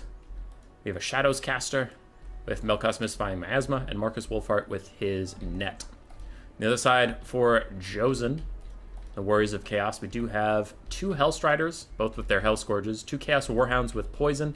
We have 1 Feral Manticore, Sigvald the Magnificent, a Deathcaster with Fate of Yuna and Spirit Leech, 2 Chaos Trolls, armored, 3 Chaos Trolls, armored, 5 Marauders, 1 Marauder with Spears in the back, and 3 Marauder Horse and Throwing Axes. If you want to be a good Empire player, your front line's never going to win. So generally try to stick with Spearmen because of their higher melee defense. They will last longer, but like your front line's really not going to be doing the winning for you. Your cavalry is also mostly blockers. It's not as much about like rushing. You'll usually want some way to force your enemy to come to you because the Empire is very much about well-constructed battle lines, and they don't really want to get into a rough and tumble melee. They want to hold a front line for as long as possible so their back line can do the work, do the shooting and stuff. For like handgunners, huntsmen, crossbowmen, cannons, all those things are really good. Also, war wagons currently in this patch are like mega busted, but that's less of an in general thing and more of a this patch. War wagons are very strong. So yeah, get a bunch of chaff, spread them out so you force your opponent to get through multiple layers of your defense while you kind of drag them around the map, and use your cavalry like this to charge lightly armored infantry or to prevent the enemy from getting to your ranged units. But largely, the longer you can shoot, the closer you are to winning the game. You're not going to win the game in melee. That would be some Empire advice. All right. Chaos is blobbing up a little bit. Hellstriders and the Chaos Warhounds all piling onto the same Empire Knight, and they were going after the War Wagons, but the War Wagons did manage to get away. Marcus Wolfheart needs to book it away from Sigvald. He does throw down the Hunter's Snare, and now he can run as fast as he can, though the handgunners need to turn, shoot, turn, shoot, turn, shoot. All right, they are turning. They are going to fire, hopefully onto Sigvald, who is netted right in front of them. That is going to be a good potential for some damage, which is very hard to do onto Sigvald. The Empire is not super great at killing foot characters.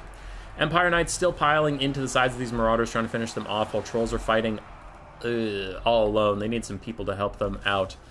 But Marcus and his handgunners need to continue to kite away from Sigvald. Meanwhile, on the high ground, Empire Knights are fighting dogs and Hellstriders, which is fine. This is exactly what Empire Knights want to do. They just want to sit here and bog you down and fight while guns shoot in and do the actual damage. That's perfectly fine for them. So what Chaos should be doing is spreading out and getting around the Empire Knights and just ignoring them for the most part. War Wagons trying to protect themselves as Hellstriders come in here. As long as they keep running away, they really shouldn't take that much damage from the Hellstriders. But they do stop. They get stuck into melee, and that is going to take them out very quickly. Maybe the War Wagons can peel for themselves. Meanwhile, a Manticore is rampaged into Halberdiers. He's not having a great time over there, and Free Company Militia are continuing to shoot at the Armored Chaos Trolls. Cool. Marcus Wolfheart's trying to stay alive, and all the skirmish cav is being thrown into melee. We talked about this during the Tomb Kings game. I do like this a lot.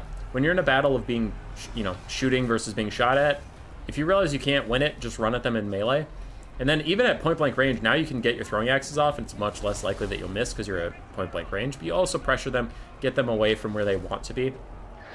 The War Wagons don't want to be running away with skirmish cav. They want to be shooting at the Armored Chaos Trolls and Sigvald.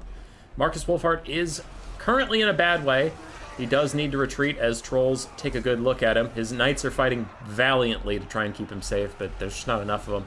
On the high ground, though, is where the Empire's safety might come from. The Free Company Militia have won their fight with the dogs, and they are turning to get downhill shots onto these Armored Chaos Trolls and Marauders. War Wagons and the Sterling's Revenge are all rallying, and while this is bad, Skirmish Cav are going to surround these War Wagons and take them out. The Empire is getting a nice little conclave here, and you can see their infantry, there's just so many of them. There's so many bodies that Chaos is having a really tough time getting through. So only some stuff gets through, and when some stuff gets through, everything that's back here can all turn and shoot at it and get multiple shots in. They're doing a lot of damage. Marcus Wolfheart plus the War Wagon sniping out that Sorcerer of Death.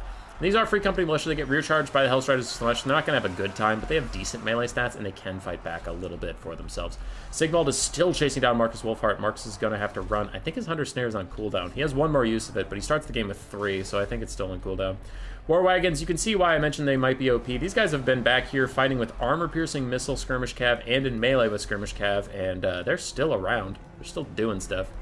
So they're just very, very tanky for some reason, which is fine, but they do so much DPS. Oh, Free Company Militia catch out the Chaos Sorcerer of Death and the War Wagon sniping him down. No more magic for Chaos. Okay, there's a Shadow Wizard. For a second there, I was like, wait, does the Empire not have magic? What are you doing? Yeah, he's a Melkoth's caster. Okay. Melkoth's is kind of like Spirit Leech, but it's Spirit Leech for more than single entities. It doesn't do nearly as much as single entities, so it should be getting cast on cooldown onto like Chaos Trolls, Skirmish Cav, Hellstriders, Marauders, really anything besides Sigvald. Marcus is having such a bad time. Sigvald is kicking his ass. Now, thankfully for Marcus, his routing? What the fuck? Why are you running that way? You ran back into him, you fucking idiot. I was going to say, fortunately for you, Sigvald's on the other side of you, so you run back towards the troops. Now you're just going to run off like a dumbass. All right, Marcus is dead. But outside of that, yeah, he's actually dead. Empire's leadership's going to tank. That could be a problem. I don't know. It's hard to tell right now. This is a bad time for Sigvald. He's running straight into a War Wagon and the Sterling's Revenge. He's not taking as much damage as I would have thought. Silver Shield, sure, saving him some. 110 armor, but it's mostly his low profile. These guys are just shooting over his head. Still decent damage. He has been regenerating this whole time, so I imagine his heal cap's actually closer than you would think. Let's take a quick stock of what's up. War Wagons are pushed off. There's a heavily wounded Manticore, one Skirmish Cav at half HP, another almost dead, and the front line for Chaos is about gone. We are getting down to just Sigvald things, and that could be a little scary. I wonder if the Empire can even kill him in the late game. The Empire has more infantry. They have ranged units. They have some heavy cav left. So overall, they're doing okay. And Josen, unfortunately, lets his Marauder Horseman throwing axes get charged. Don't take that much damage because, again, Empire Knights are more tanky than they are damage dealing. But still not damage you really want to be taking at all. Chaos Troll is getting routed off. Melkoth's whittling down some Spearmen. The Grey Wizard is helping to chase those spooky trolls. These other spooky trolls are about to rout of their own volition, and without them, I imagine the Hellstriders will go soon too. Empire pulls a little further ahead on the bounce power. I am still suspect. I think if Sigvald's healing cap is right around the corner, then Empire's got this. If he has a ton left to heal, I don't know if they can kill him. So these Empire Knights up on this high ground do need to chase those armored Chaos Trolls. The Hellstriders have already rallied. If you get a nice rear charge on them, maybe you can rout them again, but I think the safer value to be going for the armored Chaos Trolls. They do get a nice charge onto the Hellstriders. And they will whittle them down. There, you get them to rout, but you got to follow those trolls. Can't let them come back, can't let them regen up. Manticore is also going to make this really difficult for you. I think you have to force path away from the Manticore. Just ignore it. Go for the Chaos Trolls. Because you can't fight it, you're just going to tear her out. Yeah, they tear her out. Rip. War Wagon is a little too far away. You'll probably want it a bit closer. Its accuracy increases the closer it is. And his Grey Wizard, is he on foot? No, he's on horseback, so he's chasing down these armored Chaos Trolls. He's not going to let him get away, and a Marauder is not going to be a threat to him at all, so he's fine. He's fine. Sterling's Revenge trying to get away from Sigvald and get a shot off. They got attack orders onto him, but they're too close, so they're just going to walk into melee. Whatever, shit happens. Empire still rallying some stuff. These Free Company Militia can probably be rallied if the War Wagons and these other Free Company Militia walk up and start shooting at those armored Chaos Trolls. Because if you just whittle them down enough, they'll get out of here. They'll leave. Their leadership sucks. It's still trolls. Sterling's Revenge falling back yet again. Sigvald realizes he needs to go after them and starts to book it. Another Melkoth shatters off a Marauder while the Grey Wizard continues to chase those Chaos Trolls, and some Spearmen are trying to offer him support. Again, the Empire takes control of the battlefield. War Wagons using the last of their volleys on these Skirmish Cav. I think you can let the Free Company Militia do that. Your critical, high missile strength, armor-piercing shots are way more useful against Sigvald, whereas all these guys don't have armor-piercing. It's decent to shoot at them. I just think little optimizations would be saving that for Sigvald. But getting these shots off is better than not. I will say that. Sigvald's still chasing down Sterling's Revenge.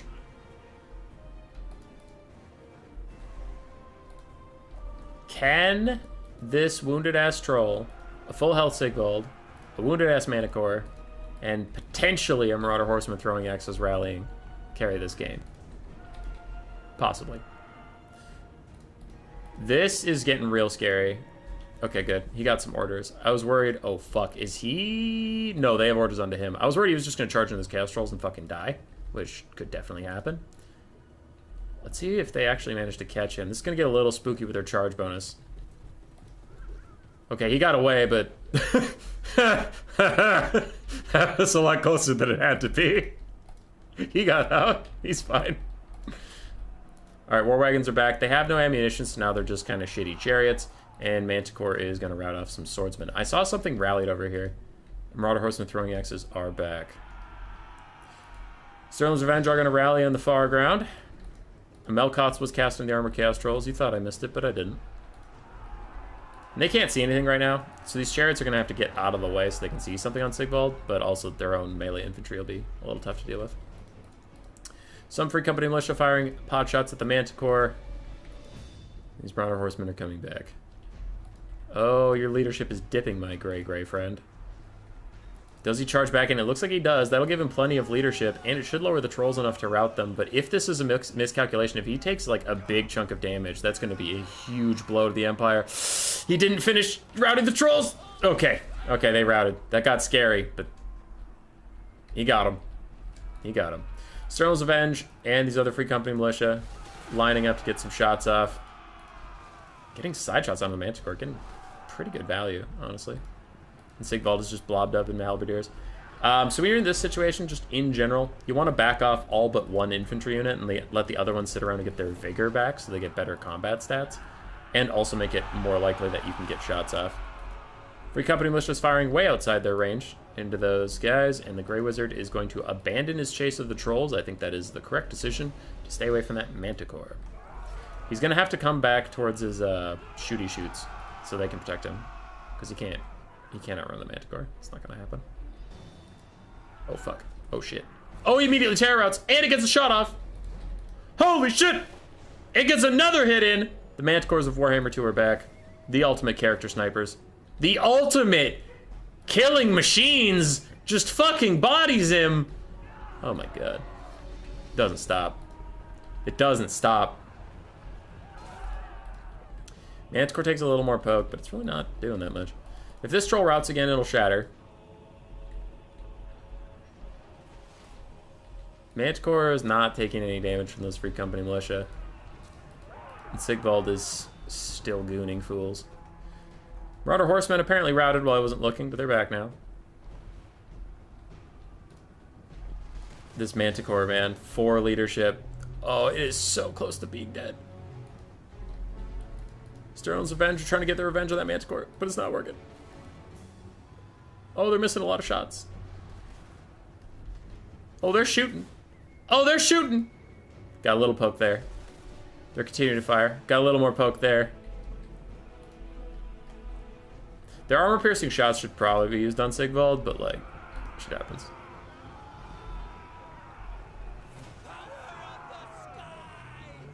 What up, Sybil?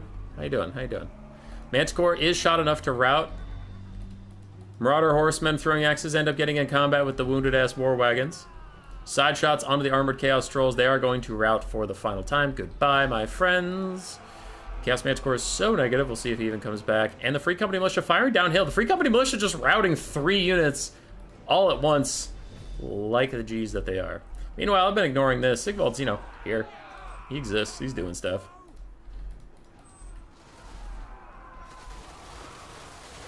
Decent shots on him. There's his heal cap. Okay, so soon he won't be healing anymore because, like, obviously he'll be out of stuff. All right, Free Company militia need to stop shooting. Stop shooting. Stop. Come back. Come back. This is still a game. I agree with the balance of power. This is dead even. Because Sigvald heal capped is a different animal. He is down to just a raw 5,000 HP. That's it. That is it. We have 1 volley over here. 13 over there if they can be kept safe. 1 on the Sterling's Revenge. We have some halberdiers for a little bit of armor piercing if they can just rest up, get their vigor. How long will it take for Sigvald to die? Quite a while until those volleys come in. The volley's going to be huge. Okay, I'm going to get caught up with chat for a bit. This patch, just this patch. I'm too far away from the original comment to know what you're talking about, John. I'm sorry. Why is Sigmar so Chad? Is he an alien or something? He is. Yeah, he's a bit of a demigod. Why are these Free Company militia getting danger close to Sigvald? They should be staying far away. Getting some good poke out from the Sterling's Revenge. But yeah, we're gonna have to have those Free Company militia, like, they're gonna have to get shots off when something routs. keep the other stuff far enough away so that when something routes, he's open for a bit and you can get some shots off, and then charge the other stuff in one by one. But you wanna make space so that you can get shots off.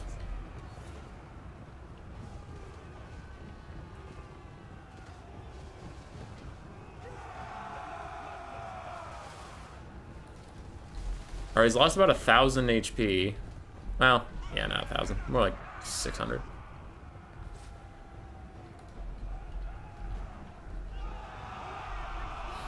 I have 5 messages.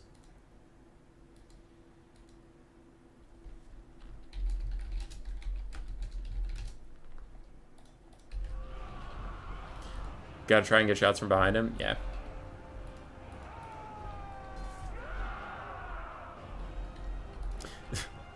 Josen messaged me during his game. He's like, I feel like Sigvald could win this, but I also don't want to sit here. And I just messaged him back. I'm like, no, just play to win. Play to win. The Empire had tools to kill Sigvald. And, like, I'm not trying to be a dick. I'm just saying, like, the Empire had tools to kill Sigvald. Their ammo was used on other sources, or it was run down. Like, the natural handgunners were run down. 2 war wagons were routed off. Like, the Warriors of Chaos killed most of the things that could threaten Sigvald, and now you're getting into a late game situation where he is able to carry. You shouldn't surrender just because you feel bad. You know, it's like, is it the most entertaining thing to watch? No, but like, you effectively played around a win condition. You set up a win condition in the late game where now Sigvald can just body the rest of this shattered-ass army. And your Manticore sniped out the Melkoth Mystifying Miasma caster that could be getting some cycle charging in on his horseback. He could be casting Melkoths on Sigvald, like those things. So, like, you know, you set yourself up these advantages. Just because it's boring doesn't mean you shouldn't win a game you're going to win.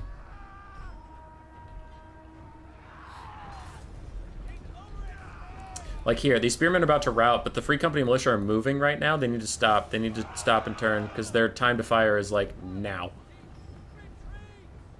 Sigvald is pathing towards them. He's going to catch them. They're starting to turn now. They get a couple shots off, but he is going to catch up to him. And this is the correct choice to go after the last guy with ammo, because at this point the Forgotten's lost. It was a really good game, though. Came down to a heal-capped 2/3 HP Sigvald. 3/4, something like that.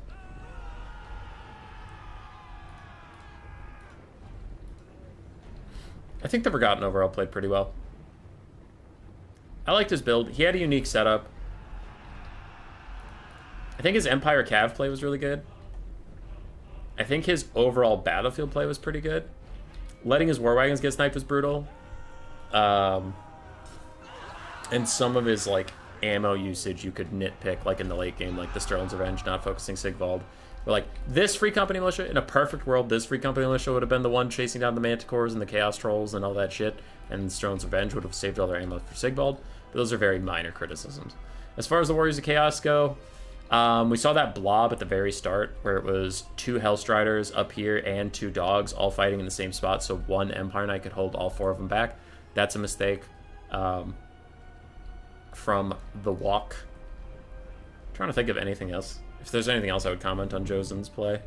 Because I remember that, after that, it started getting pretty good for the Warriors of Chaos. He played pretty well. Oh, a couple of his trolls fought without support for a bit, so they took more damage than they needed to. I guess those would be my 2 notes for the Chaos player. Heal cap is 150%? I think so, yes. At this point, as much as it sucks, I do think the Empire player should probably concede. I just think it is over.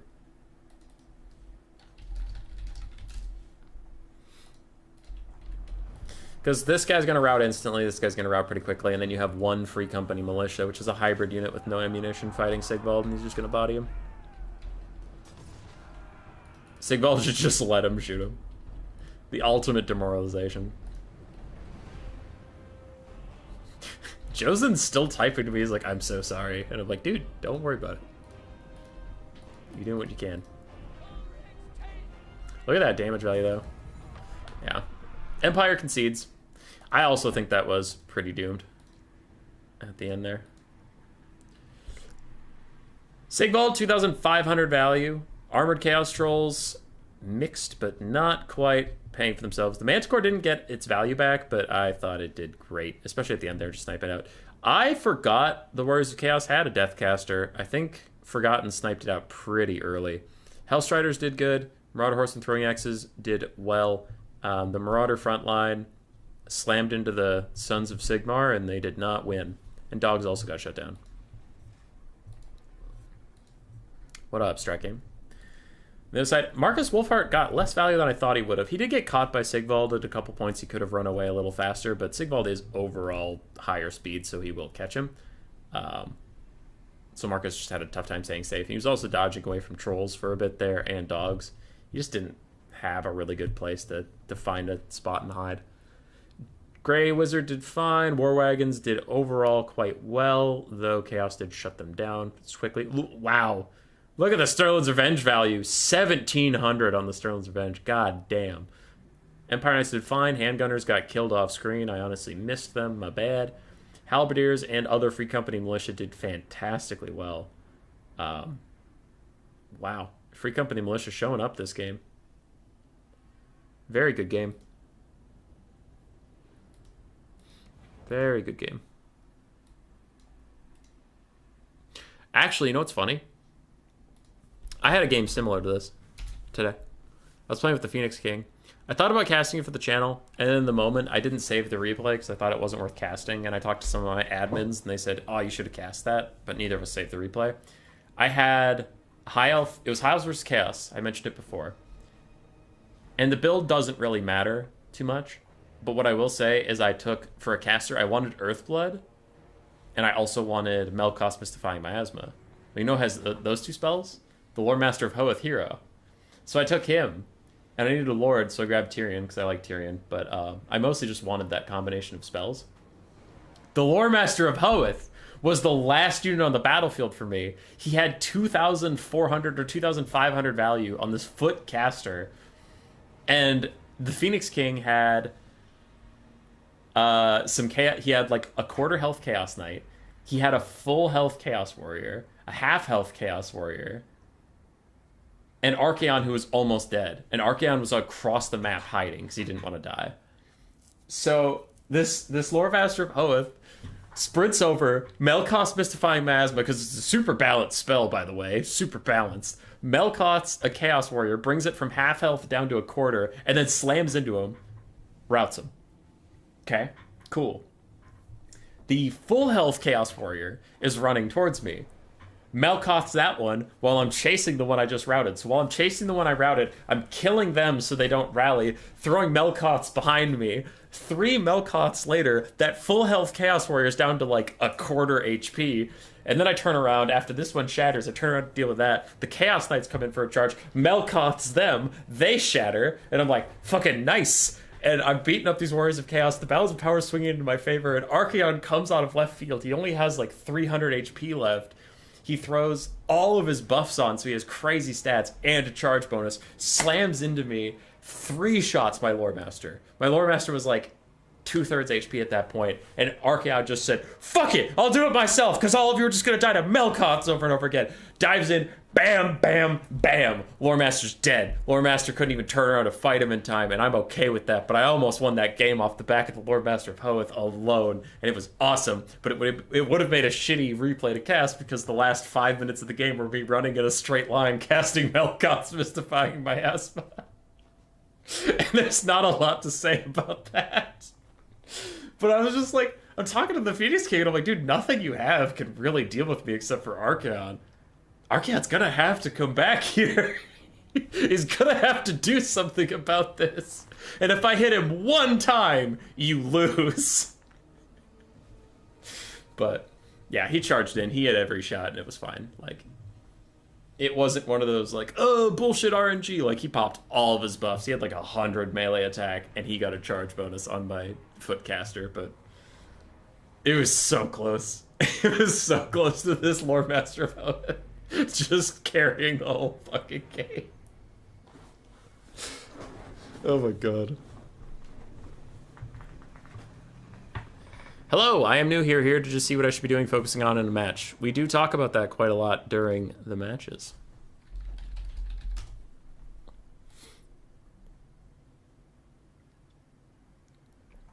Hey, Strat, how you doing? Why are worthy fantasy RTSs rare? Still waiting for a good replacement to Warcraft 3. Dude, I don't know. I really liked Lord of the Rings Battle for Middle-earth 2. Battle for Middle-earth 2 is such a good game. I really liked it a lot. I also love the Command and Conquer series. I found I liked Age of Empires. I did. I really did. I have nothing negative to say about it. When I picked up Age of Empires 4, because I played a lot of 3. Yeah, I played some 2, but a lot of 3. I picked up 4, and I'm like, nothing is wrong with this, but I just don't want to play it. I think I was just burnt out on like the Age of Empires formula. And it's like Age of Empires 4 just, it had better graphics and more factions, but it was still just Age of Empires. So I kind of burnt out, but I used to play like a good amount of that. I really want Age of Mythology 2. Age of Mythology 1 is a super old game, and I still enjoy it more than Age of Empires just because of the, like, you know, oh man, this game I'm going to, like, worship Hades and, like, get the underground. I'm going to get a Manticore. I'm going to be badass as fuck. And the next game, you're like, you know what? I'm going to go Poseidon. I'm going to worship Hera so I get that giant fucking turtle. You can get all those things.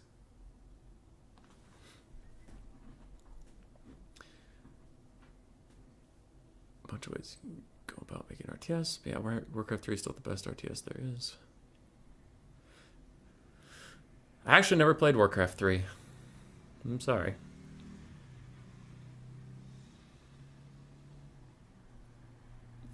Lamb Sauce King Fair and Balance Spell. Yeah, like I said, my admins convinced me I should have cast it, but neither me or the Phoenix King saved it. But at the time, I was like, I didn't save it because of that last, like, 5 minutes of me just running around chasing Chaos Warriors and casting Melkoth. So I was like, bad content, and just didn't save it. Need some more live lore rants. CNC Rip killed by EA. Dude, Command & Conquer 4 was legitimately one of the worst games I've ever played. It was just so terrible. Battle for Earth was good. Now it's impossible to acquire. I still have it on disc, but it doesn't run on my computer anymore. The Battle for Middle-earth was good. I had a... Okay, shut up. Shut up. I'm sharing a moment with you. Shut up. You don't get to judge me. You don't. This is a safe space.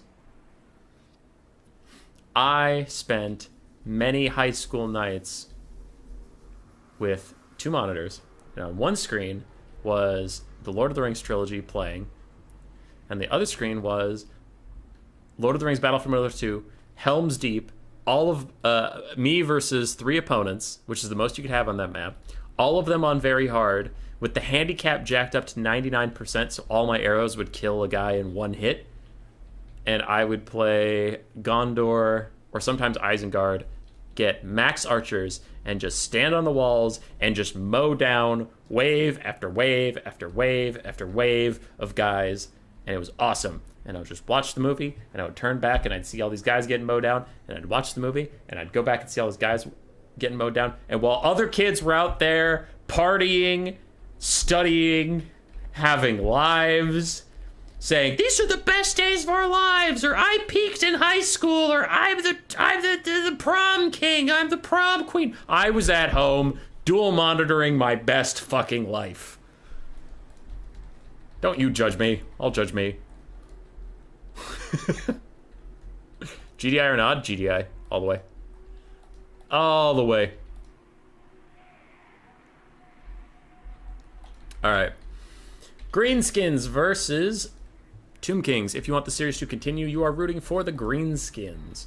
Tomb Kings, we have Arkans Black, 2 Ushabti Great Bows, neither of which is the Chosen of the Gods. We have 2 Sparkle Stalkers, one of which is the Aurora Eyes of the Desert. We have a Skeleton Spearman, Skeleton Warriors across the front line. We do have a Skeleton Horseman, 2 Skeleton Horse Archers, and another Carrion. We have a single Tomb Scorpion because reasons. I guess it does cause terror, which is pretty good against low leadership factions. And Arkan the Black, Spirit Leech, Fatabina, the Huge. On the other side for the Greenskins, we have 2 Forest Goblin Spider Riders, melee variant. We have 6 Skirmish Cav. most of which are split between Spider Riders and Wolf Riders, though we do have the 2 RORs in the distance. One is Arm Piercing, the other is Regen. We have 4 Night Goblin Archers, all with the Spinning Loons, and we have 4 Night Goblins, all with the Spinning Loons, 3 Orc Boar Boy Biggins, and Wurzag with his buffs to make his army go whoosh. Okay, taking Spinning Loons is fucking metal. Taking Spinning Loons and not using them is not metal. Please, the Forgotten, if you can hear me, please remember to use your Spinning Loons. If you don't know what the Spinning Loons are, it's that special ability that they throw out these like loons that'll kill a bunch of stuff. If he uses them, this build can break through the Tomb King's lines in like a second, but if he forgets to use them, it's gonna be bad. Like, there goes the first one, and at half health to Skeleton Warrior. All of these units, the Archers too, all have Spinning Loons. So for the Greenskins, they have better cavalry and more cavalry. They have archers. They have a Spinning Loon front line. They're largely feeling pretty good about this. How the Tomb Kings are going to try to win is their Sepulchral Stalkers and Ushabti being able to just sit and shoot. So the Greenskins have to prioritize shutting those guys down right away. Whether it's just mobbing them in bodies they aren't throwing, or shooting them with all the skirmish cav, I guess, and these Night Goblin Archers. I don't know. And he is using the Spinning Loon so far, crushing through that front line. Oh no! A friendly fire Spinning Loon fucks up that Night Goblin, but he gets off his own Spinning Loon before he dies. Hell yeah, brother. Do it. Do it. More Spinning Loons. More Spinning Loons. He throws them all the way over there, but it still does a little bit of damage to the skeletons, and it annoys the Ushabti slightly. More Spinning Loons. I'm having a good time. I don't know what you guys are doing. All right. So these Orc Boar Boy Biggins and the Spider Riders do have to move up. They're being a little too passive right now. More Spinning Loons! His archers are even throwing Spinning Loons out. That's how many Spinning Loons there are. Wurzag continues to do spells, though that is a summon from Ark of the Black, so I'm sure they don't care as much. 4 Skirmish Cav of the Greenskins are dealing with 2 Skirmish Cav of the Tomb Kings. I'm sure the Greenskins will eventually win that one. It's just going to take some serious time. But the Orc Boar Boy Biggins do have to move in. So do these Spider Riders. They're taking a little too long to get onto what truly matters. Now, the Spinning Loons have cleared out a ton of the Skeleton Spearmen, almost making way for these spiders to get through, and a wash should help finish things off. More Spinning Loons! Going straight through the front line, and Wurzag's even going to headbutt those guys, so rest in peace, my summoned skeleton brethren. But a little slow on the Orc Boar Boy Biggins. I'm sure most of his micro is going into a metric fuck ton of Spinning Loons, but just saying, Boar Boy Biggins do need to move up a little faster. They're going to slam through these Carrion, and then the way is clear for you to just get back here into these Ushabti Great Bows and get some really good value out, so I'm going to hope that they do that. They've killed one of the Carrion. Another Orc Boar Boy Biggin is charging. It looks like they're trying to get past the Carrion, but actually get caught up on them a little bit. But these guys got to move up, move up, move up. Skeleton Horsemen are charging you, that's fine. Your anti-large armor piercing, just kill them too. It's fine. Do what you have to.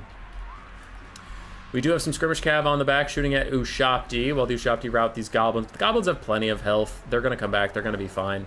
And the Spider Riders are finally getting through onto the Eyes of the Desert like they wanted to. The Greenskins are very behind on damage value overall, and these Boar Boy Biggins are unfortunately fighting Skeleton Warriors, which is not their favorite. More Spinning Loons going straight through the enemy lines, and the damage value is going to be deceptive because I believe the Spinning Loons have the same bug that most of bound abilities have, that bound abilities don't count towards the gold damage value. So I think the gold damage value is a little inflated right now for the Tomb Kings. But overall, I do think the battle's going better for them than it is for the Forgotten at this moment. His Skirmish Cav are just doing Greenskin Skirmish Cav things in Game 3 where they just do very, very little damage overall. He's now starting to get them into melee, but they spent most of the game just shooting, doing not very much. Oh, fuck. Wurzag's going to get deleted. No, Wurzag, run! Wurzag, run! He's trying to snipe out Ark in the Black. He does get Effigy to get to net him in place with some Orc Boar Boy Biggins nearby, but Sepulchral Stalkers are going to start teeing off on him, and Wurzag himself dives in to get some damage out, but a Spirit Leech plus Sepulchral Stalkers are going to make his life miserable. Night Goblin Archers are still firing, and the Ushabti summon is gone, which could allow some of these guys to get up here and protect Wurzag, but Wurzag's taking a lot of damage. Arkin's fighting back. Sepulchral Stalkers are shooting in. Ushabti Great Bows have also been firing in, and Wurzag's going to rout soon. Skirmish Cav on the backfield, clearing out the enemy Skirmish Cav. Ushabti Great Bow have been free and clear to fire this whole time, though, and that is a problem. But, ooh, Wurzag survives, and he is getting away. If the Orc Boar Boy Biggins can come back and help him with Arkin, that could actually be pretty huge. Because now, there isn't a clear shot for these Sepulchral Stalkers to just delete him, so these Boar Boy Biggins do have to come over here and kick Arkin's ass. Arkin seems to realize it, and he's starting to run away now. As Boar Boy Biggins charge in with a headbutt, charging them up with this thing. Bonewood Staff, they have plenty of melee attack. They can get some good damage on the Purple Stalkers, and the Greenskins are doing well in the late game. You can see these archers are coming back into the fight. They're doing fine. Orc Borbor Biggins are getting onto the Purple Stalkers, doing a lot of damage. More Spirit Leeches onto Wurzag, though, who plows straight into some Spearmen. Whoops! Whoops! Run! Run! Run! Don't be there! Night Goblin RR continuing to fight, but these Skirmish Cav have to dive in on these Ushopti, who have used a lot of their ammo, to be fair, but still. You like to see them come into the back. As for the Tom Kongs, they have very little infantry left, leaving just their 4 construct teams, a Tomb Scorpion and Arkin, as most of their entire army, which is still a good amount. Skirmish Cav are shooting at the Ushopti, but they're probably just going to melee with the Ushopti. Their arrows aren't really doing that much, and the Ushopti are now trying to snipe out Wurzag. And Wurzag's actually dodging pretty well right now, but I wouldn't count on him dodging forever. Another Wah is really going to help the Greenskins in this moment, though. And more spinning loons! More spinning loons! Going straight through. Ushopti's trying to snipe Wurzag. Wall of Spirit Leech comes in. He is not having a good time. These archers are going to have to do some heavy lifting, as both the Purple Stalkers are about dead. Skeleton Spearmen are about dead. And the balance of power is coming back towards the Greenskins. These Skirmish Cav are running up. Ushopti Great Bow's 1 volley and 5 left, and Wurzag is still alive. If he can stay away from Arkin, he'll be largely okay. At least force Arkin to overcast Spirit Leech onto you, potentially damaging himself and using more Winds of Magic to do so. More spinning loons! More spinning loons! More spinning loons. Another Brain Burster. That will probably be the death knell in these Skeleton Spearmen. They're now probably just too dead. They'll start crumbling, and don't stop crumbling, and don't stop crumbling. We have some more archers that are going to rally soon. Other archers are shooting at these Purple Stalkers, and a Tomb Scorpion is walking danger close to Wurzag. Wurzag's getting a little closer to Ark in the back than I would like. Wurzag, where are you going? Wurzag, where are you going? No, Wurzag! Oh, he gets caught in the pincers. Oh, the pain! All right, he terror routes? That's honestly fine. That gets him to safety without any micro needed. Arkin gets the bug where he Spirit Leeches himself, and I'm sure Wurzag is very thankful for that. That is a summoned skeleton. It's not real. It can't hurt you. It will go away. Meanwhile, in the backfield, hey, Ushopti get attacked by the Skirmish Cav in melee, and with some of Wurzag's buffs, plus the Wah that was going on earlier, they're doing pretty good.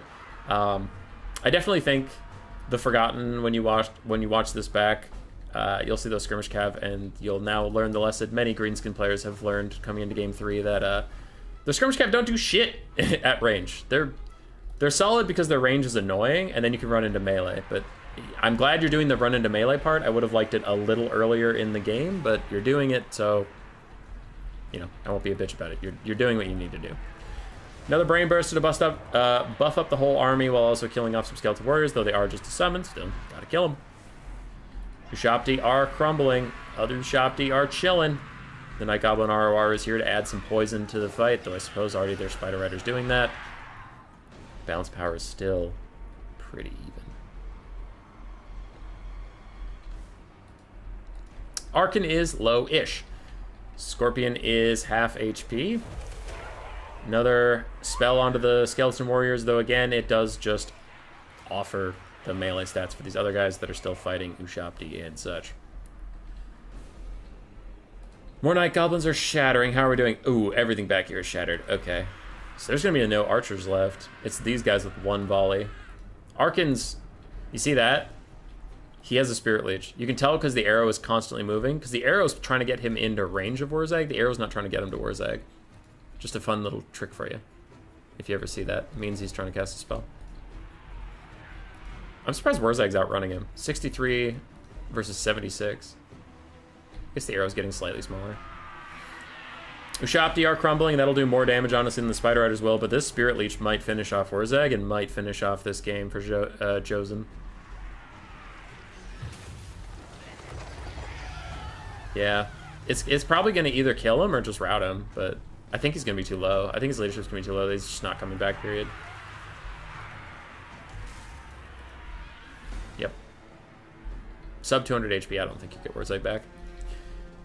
And without him, there's just not enough leadership or gusto. I mean, you're going to finish off these Ushopti, which is great. You have a full health Death Creepers because of their regeneration, which is also great, but they can't kill a Tomb Scorpion. They can maybe kill Arkin, but they can't kill a Tomb Scorpion.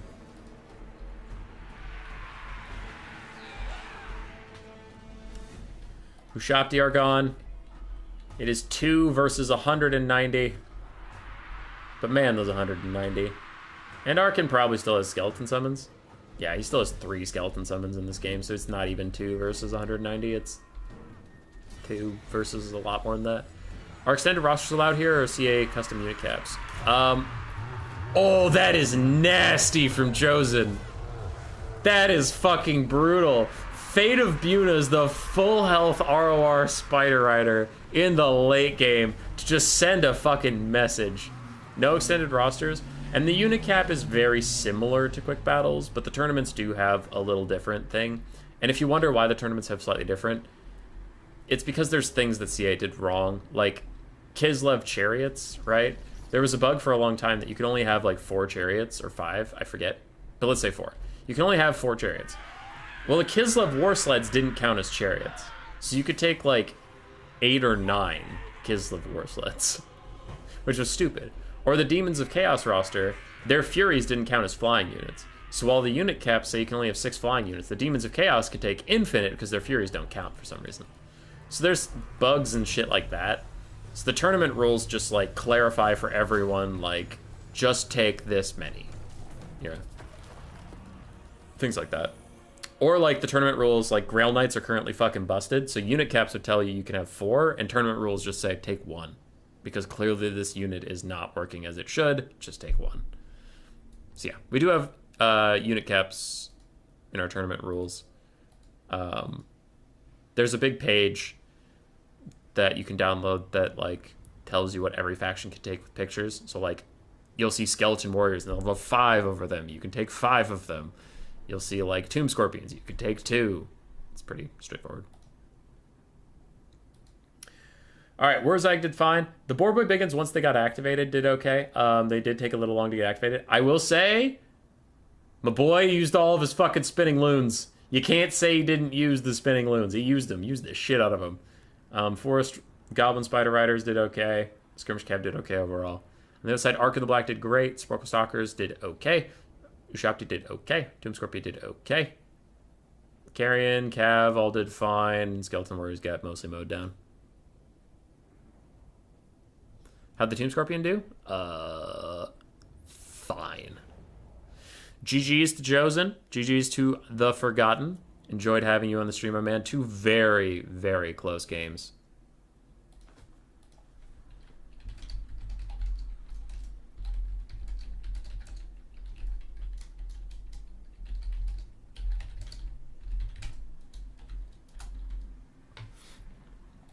Those were excellent games. Came down to Sigvald versus the world, and then came down to Arkin and a Tomb Scorpion. And honestly, I think if Arkin didn't have that Fate of Buna, I don't think the Greenskins would have won, but I think without that Fate of Buna, I think the Greenskins would have killed... Sorry, I lost my train of thought. I think the Greenskins would have killed Arkin and lost to the Tomb Scorpion without that Fate of Buna. But that Fate of Buna was... That was metal. I see you have a full health Skirmish Cav unit that the entire balance of power is relying on. Allow me to know. Alright. Looks like we're not too crazy late, as behind the blocker players do not have builds just yet. Sonic Butt Rock has switched over to Lizardmen, so it looks like we're joining in just at the start here. On my Discord, he is Wyatt, but here he is Sonic Butt Rock, so I will honor the name that is on the screen. Both players are ready. We're hopping right into the game. Anti-Kaiju versus Sonic Butt Rock. The winner of this will go on to face Jojen in the finals. Anti-Kaiju.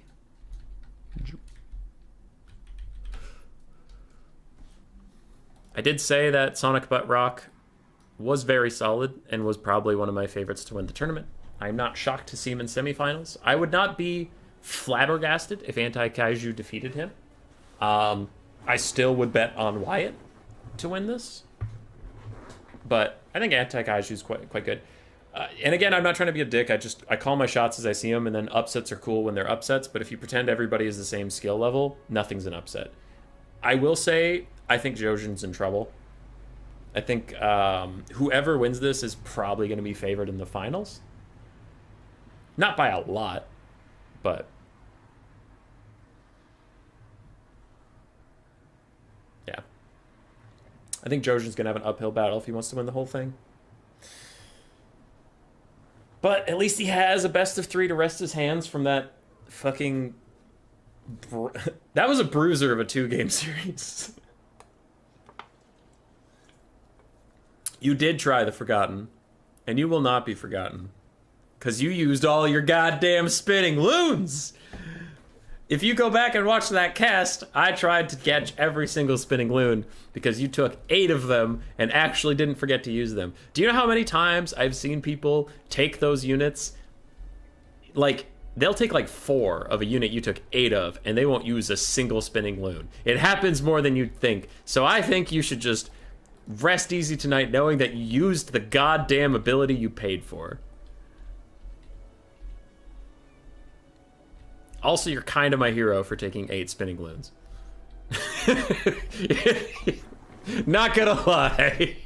Was kind of rooting for you that game too, because I wanted to see the 8 spinning loons win.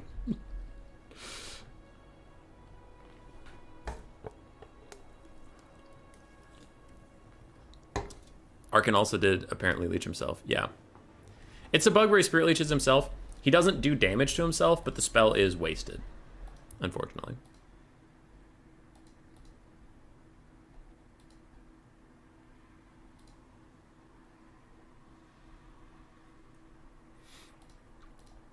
All right.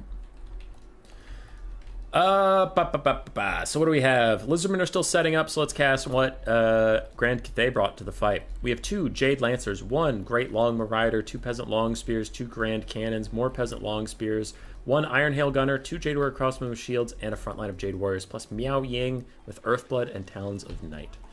Pretty standard Cathay box. It's not as box as it could be, but it's pretty darn boxy. There are 2 ways to play this matchup. I was actually just talking to XMT's Ronan about it today. The Lizardmen can either hard rush with like Croxagores and healing and Ripperdactyls, or they can hard kite. It's a style that VOD's Bjorn uses very well, with 2 Ancient Salamanders and like a Bastiladon Stegodon. A Ballista Stegodon, the single shot one, not the machine gun one. And then a Lifelong, and you just like hard kite around the map. It looks like we're getting more of a rush style, though it is much more cavalry heavy than Croxagore heavy.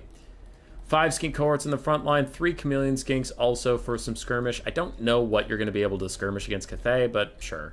We have 4 feral cold ones, 2 cold one riders. We do have the triple Ripperdactyl rider, but there is no healing to support them, so they're going to go in, they're going to suicide real quick, and they're going to be dead. We have Tehenowin on his horned one. We have Tehenowin. Sonic Butt Rock. You're insane. Alright, Sonic Butt Rock is a little insane. He has Flock of Doom and Stand Your Ground. Flock of Doom's a spell, Stand Your Ground's ability. I don't know why I announced them together like they would do that. See, this is why Human Boys are pro. I'd be unable to color Cathay build without making a what's in the box? What's in the fucking box? Alright. Feral Cold One's gonna rampage pretty soon as they get shot by cannons. That will seal their fate, but the Ripperdactyls will move in now. Great Long Marauders. There's only one of you. You can only stop so many flying things as the skinks start to inundate the front line. Be a little bit annoying. These skinks could probably slip through here, but it looks like they had attack orders onto the Jade Warriors. More skinks are held back by the Jade Lancers, and Chameleon skinks will fire at the Long Marauders as they depart, hopefully getting a little bit of damage onto them for their sakes, but this leaves the Ripperdactyls! Now, the Jade Lancers will probably have to return home, as the Longmas are doing right now, to try and save their side from the Rippers, who dive straight in. Nice armor you have, Jade Warriors. Too bad we are like 100% armor piercing with a bunch of bonus versus infantry and shit. Earthblood from Yao Ying trying to keep them safe, but it's just not going to work. Their leadership falls too low, so 2 out of the 3 are already routing. 1 is also going to go soon. Ripperdactyls continuing to cause some havoc. They do need to shut down those cannons, but that was a beautiful Ripper charge. And unfortunately, Anti-Kaiju a little slow on the response from the Long Marauders. They're here now, but they stood idle for just a hot second. So these Cold One Riders need to be here to swoop up these guys when they leave. You want to let them leave the box, and then when they leave, hit them. and just take them out forever. We do have some cold ones sitting right in front of Spears, but not quite charging into Spears, just sitting right in front of him, which is honestly better than charging into Spears. I'd rather you be AFK than charge into your death. So they are going to try and move around. Ripperdactyls shut down another cannon. We do have yet another routing Jade Warrior, so out of all the range tools of Cathay, only one is still online, and it's a cannon that is struggling to fire and is shooting at a Feral Cold who's already routed. Tehenowin is trying to bail out his Chameleon Skinks from the Jade Lancers that are getting a lot of damage out, and Skinks have just completely surrounded the front line of Cathay. They're not going to win. Cathay is going to beat the shit out of those Skinks, but they're there, they're trying, they're doing their best, and that's all we can really ask of them. Meanwhile, the Feral Cold Ones and Colden Riders have gotten into the box. They have really torn apart things in there. And Sonic Buttrock, while he is down on damage value and on the balance of power, I think he is having a pretty good showing in this game. He's done a lot of what he needs to do. One of the Jade Lancers is already gone. Almost all the range is already gone. Longbow Riders are getting low. And a lot of that balance of power is just on Miao Ying's health and the front line's health. And Lizardmen have taken a good amount of HP damage. I guess I'm so used to casting this where Lizardmen bring some form of healing, because they have so many forms of healing. It's kind of wild that they didn't bring any this game.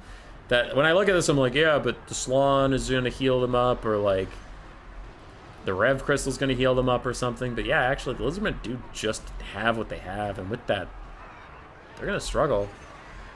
Okay, I'm scared. He got to the box. He shut down all the things he needed to shut down, but now you have to kill the Grand Cathay front line, and without real good damage spells, without healing, that's gonna be tough, man. Colden Riders get attacked in the back by the Great Longbow Riders. That will rout them, it looks like. Also, a little bit of support fire from archers brings their leadership down low enough they might just get out of here. Now, the front line of Cathay is a lot less impressive without Harmony, so all those ranged units getting pushed off has really lowered their stats down. Maybe that will be enough, but I don't think it is. Oh yeah, Colden Rider is getting pushed off the map. The Longbows are returning. Miao Ying's still very healthy. I think it is going to be a Cathay W. It was an admirable attempt from the Lizardmen, but flying a little too close to the sun with Tehenowin here.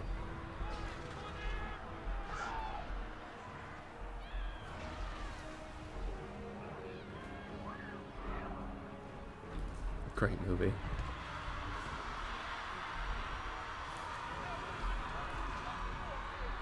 Silly geese. Because dinos are birds. You're a fucking genius. Alright, I started catching up with chat for a little bit there, but things are looking quite wrapped up here. Jade Warriors are even coming back, so you get some of that harmony bonus again.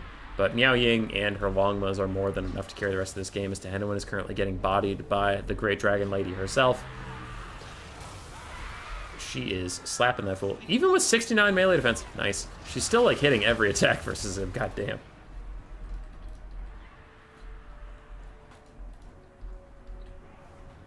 And the cannon tries to take pot shots at a Chameleon Skink, which is currently attacked by Longbow Riders, so they're blocking their own cannon from that shot, but I don't think it matters at this point.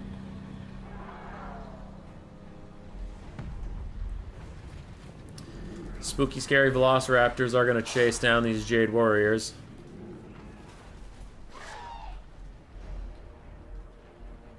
And Tehenowin takes too many shots, he routs, and without him, the army says fuck it, and goes home. Cathay takes game one.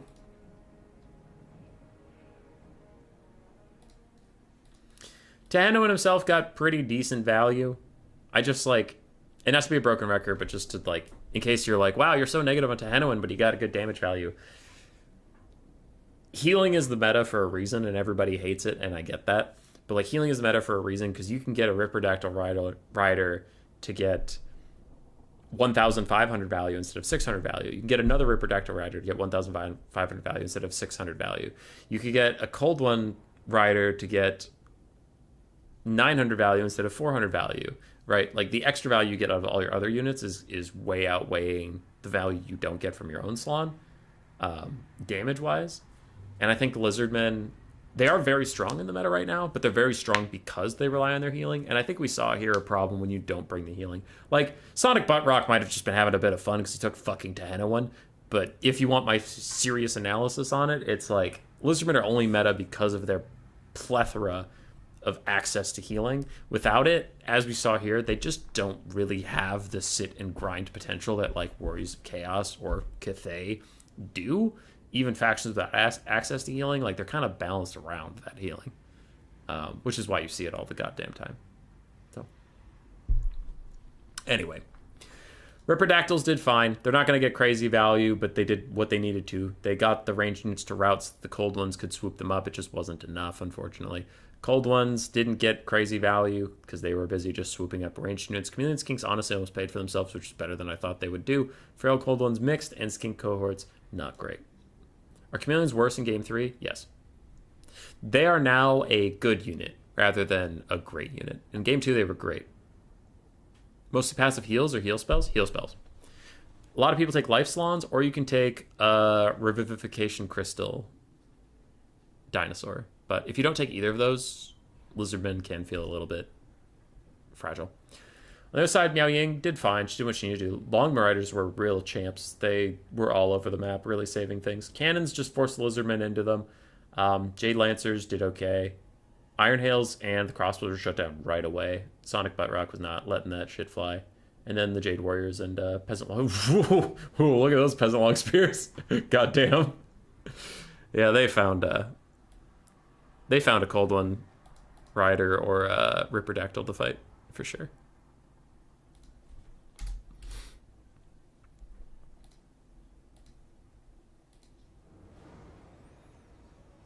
Ferals are really bad in your experience.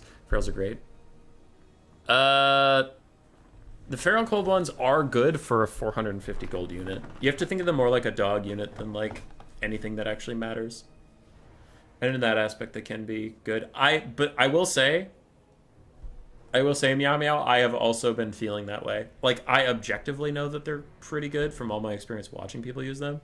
But I've been using Feral Cold ones recently, and I don't know. They just, like, I lost my mojo with them. They don't feel that good anymore. But I understand that they are good. It's just, like, the luster wore off.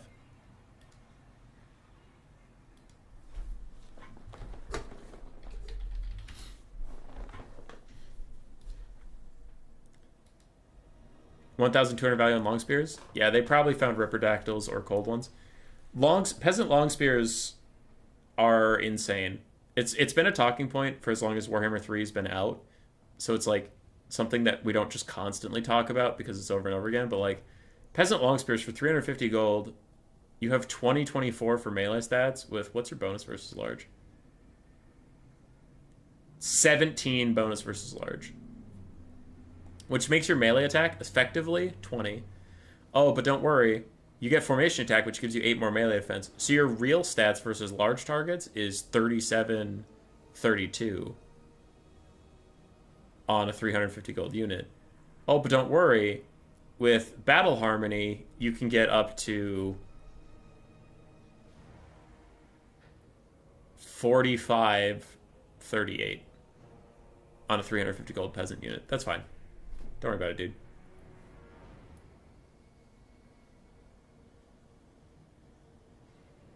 Why the hell are long spears not 400 gold? I don't know.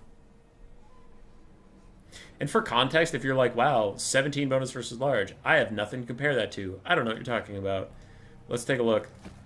Bonus versus large. Ungor Spearman Herd, 12. So that's 5 more than them. Minotaurs with great weapons. 25. Pretty good. Pretty good.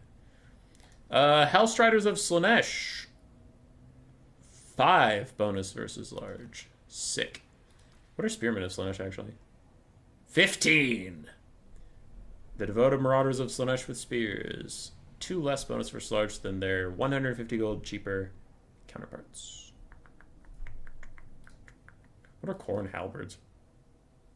19! Chaos Warriors of Khorne with Halberds have 2 more bonus versus large than random peasants.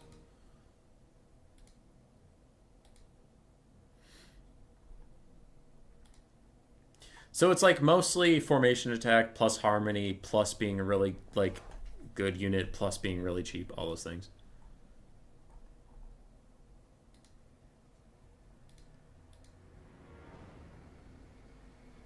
Compared to High Elf Spears, they're the benchmark for good spears. Okay. So Grand Cathay, Peasant Long Spears versus High Elves.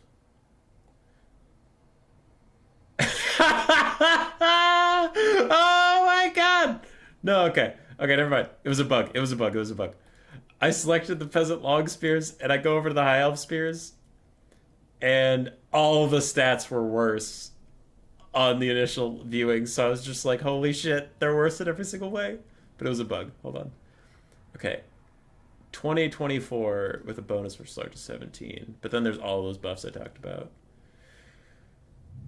They have 2 more bonus versus large than Spearmen. And in most circumstances, their melee defense is the exact same as Spearmen. Because if you have formation attack on and you're getting harmony bonus, you're at 38. And the Spearmen are at 38. The Spearmen do have martial prowess. So they'll actually have higher melee defense than you. But you'll have much higher melee attack than them. Your melee attack, on average, in a normal situation, will be like 12 higher than a Spearman. What's their HP pool? Spearmen are 7,560. 8,960, yeah. So you also have like over 1,000 more HP than High Elf Spearmen. It's just not, it's not comparable.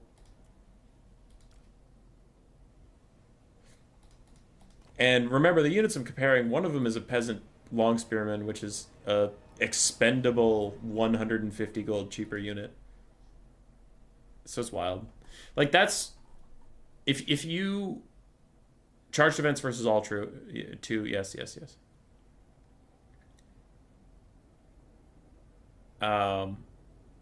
Did he show his feet yet? Woo! But...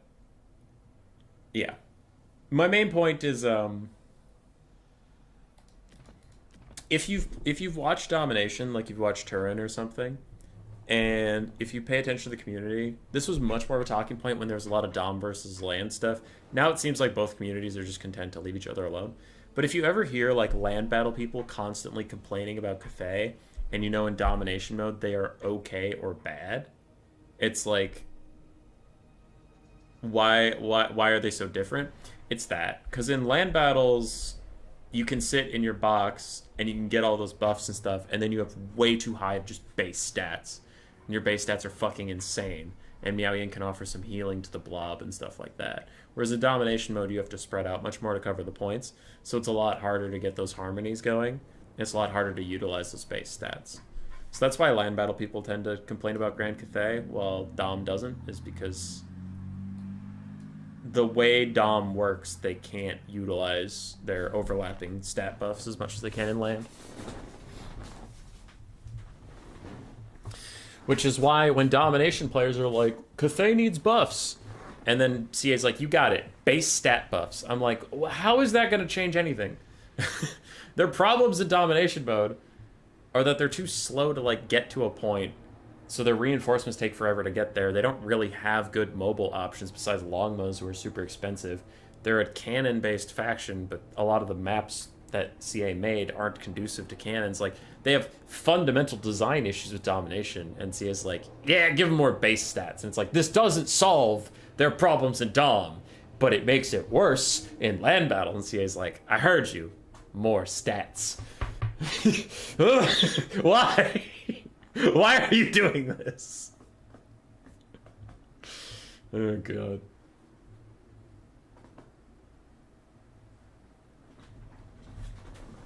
Foot! If the Lanterns were good, Cathay would be better in Dom, I think. Easier to keep your harmony. Yeah. Could at least force your opponent to summon something that does ranged. Because flying units really don't do that much to Lanterns. Well, it depends. I guess the Sky Junk, they don't do a lot to. Sky Lanterns, they do fine, but not amazing. Wood Elf Spears also have 15 bones versus large. Generally, if you look at Game 3 stuff, it's usually, its stats are higher than their counterparts, but then their cost is also higher. Somehow Cathay got away with neither. Well, not neither. They got higher stats, but not higher cost.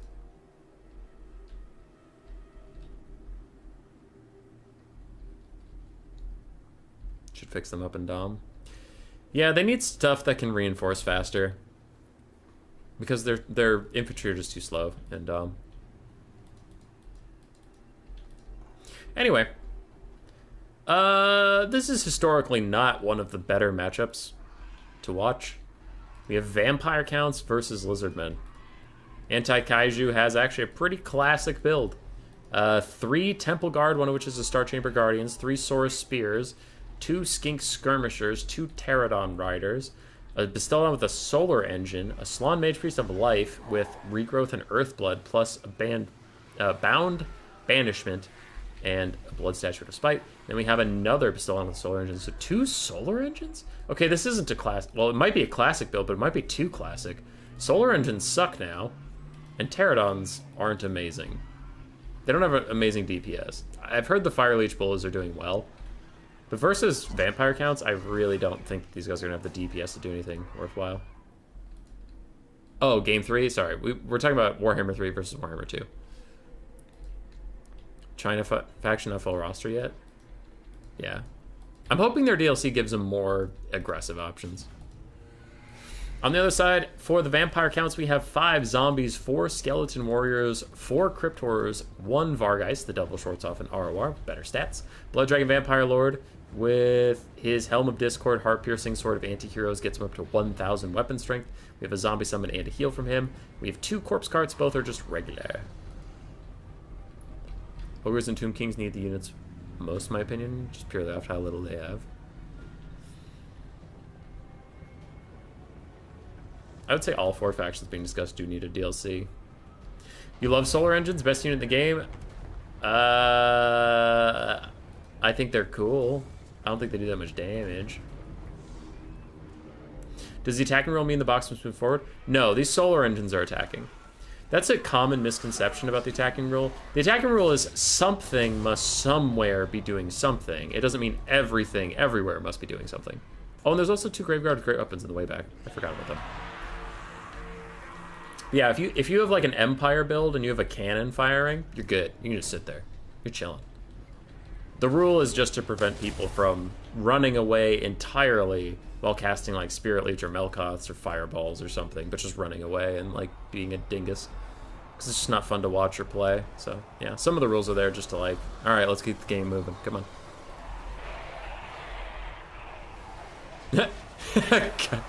Gotcha. I like that, I like that. Alright, Solar Engines trying to shoot down the Corpse Carts. The Corpse Carts do have an AoE melee attack, defense, and Perfect Vigor buff. So, they are pretty crucial to take out. Let's see how good the breath attacks are. If Sonic Buttrock's going to win, he needs really good breath attacks. He needs really good cycle charging from the Blood Dragon Vampire Lord and the Vargeists. Here's the first breath attack onto the Star Chamber Guardians. It is good. Half HP off those guys. They do get a quick Earthblood to try and top them off a bit, but it's still good damage. And he is going to land. He also throws down a Helm of Discord. Damn, he's really going for it. Lowering their melee stats down to 0 melee attack, but 24 melee defense will actually let the Crypt Horrors get some decent damage in. So he's doing his best. The Devil's Shorts off and also went for a rear charge. Really nice play so far from Sonic Buttrock. This is probably better than I would have done with the Vampire Counts. Like, I'm a bad Vampire Counts player, but he's really on top of it. These Star Chamber Guardians would have routed without that shield of the old ones, and it is wearing off, so they might get a Cold-Blooded to keep them in the fight. A Regrowth's trying to heal them up. The Devils will Shorts off and take a lot of damage. They're going to back off and get an invocation to heck to heal them back up as they... Oh, they actually just land on the Skink Skirmishers, want to stop them from shooting. And a Terror Route does claim the Star Chamber Guardians, pushing them back. Blood Dragon Vampire Lord is moving in on the Slann Mage Priest of Life. And the Bestellons, the Solar Engines, they're struggling to get shots off now. And these Devils are Shorts off, and they do have to pull back. They have to pull back and get some healing. Got to play the patient game of the Vampires. And it looks like they are trying to get away now, so I do like that. Hopefully an invocation to heck comes for them soon. Blood Dragon Vampire Lord throws down some zombies at his feet to keep these Saurus Spears off of his back. And he is also going to pull out and get back up into the sky. Pterodons have used almost all their ammo, and do we even care? Less than 100? 600. Alright, so those guys have been shooting some. What is that? Blood Statue of Spite and Invocation to Heck trying to overlap and heal the Devils of Schwarzhofen up, who are also trying to get back into melee for their hunger while you're in melee regen. They just need all the healing they can get to withstand that Blood Statue of Spite. Now it is over, and the Invocation to Heck still healing them up, but still they crumble. And Bestowal of Solar Engines, I think it just shot its own guy. Blood Dragon Lord was helping the Devils of Schwarzhofen fight this one Bastiladon. They were getting okay value for a while. Now they are struggling a bit. And the Crypt Horrors are into the back line. Skink Skirmishers not having a great time. As Graveguard with great weapons go over and find them. The Graveguard probably need to be fighting Saurus, but sure, we take those. Devils of Schwarzhofen just about dead. The Blood Dragon Lord is waltzing around trying to find a home yet again. Though this Solar Engine's almost routed, you might just want to finish it off. Might want to get it routing and then have, like, something chase it. But I suppose he doesn't really have a lot of chasing pieces, so I don't know what he's going to do. These Graveguard do need to close in. Lizardmen are pulling slightly ahead on the balance of power. They are slightly up on the damage value as well. And the Pterodons are out of ammo. They are now just bats. Blood Dragon Lord, you have 2 breath attacks left, don't you? Yes, you do. You're going to have to get those somewhere, somehow, some way. Probably into either that full health Saurus or this blob of Saurus. He is lining up for breath attack there. He is doing it on the full health Saurus. Wall of Banishment comes in from the Slann. Breath attack does about 1/3 of those guys' damage, which is good. And the Lizards are getting low on leadership. If the Blood Dragon Lord can get a mass route going, that would be quite huge for his side, though he is starting to run out of troops. He's lost over half his troops, while Lizards have lost about slightly over 1/3. Blood Dragon Lord tries to land in with the Sword of Anti-Heroes and his Heart-Piercing popped. He is back up to almost 1,000 weapon strength. Helm of Discord is popped down onto all these guys. So all of these Temple Guard and Saurus Warriors have pretty middling, bad melee stats. 0 on some of them.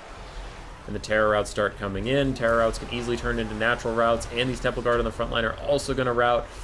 This could be a crucial moment for the Lizardmen. Now, somehow, these guys are managing to hang on. Nope, they actually start routing for now. More Terror Routes, more things running away. Oh, that's so bad. That is so bad for the Lizards. Oh, no. Earthblood trying to bring some of them back, and they will get into the distance and rally. There's no dogs, there's no knights, there's nothing to actually run them down. But still, it just gives the Counts some time to heal up, especially with their Crypt Horrors and Overcasting Invocation to Heck, all that stuff. Just want to heal up, not getting poked to death by the spears. Our Blood Dragon Vampire Lord is getting back into the sky. What does he do? Does he use his time chasing down the units he's routed, or does he go for a breath attack on the stuff that's still here? I actually don't know the answer to that question. I am very curious what people think. He is breath attacking the last healthy Saurus Spear, but this one went awry. It's not entirely his fault. It just aimed at some of the Saurus that were outside the formation, because that shit happens. Blood Dragon Lord is landing onto the Life Slann, and he is going to get some decent damage. I have warned about this a lot. When you're dealing with healing factions, you do usually want to focus down one target at a time. Spreading out your damage just also lets them spread out their healing. Star Chamber Guardians continuing to route. Saurus Spears getting close to routing. They'll probably terror out soon, judging by how low their leadership is standing next to Blood Dragon Lord. And if the Crypt Horrors can be used as, like, dog-type units, chase down these Star Chamber Guardians and everything that's routing, that would be pretty huge. A zombie summon is coming out, and it's looking doomed for the Lizardmen at this point, as they are down to just their 3 single entities, which the Solar Engines are not. They're not cut out for this. Blizzard Zombie DLC when? A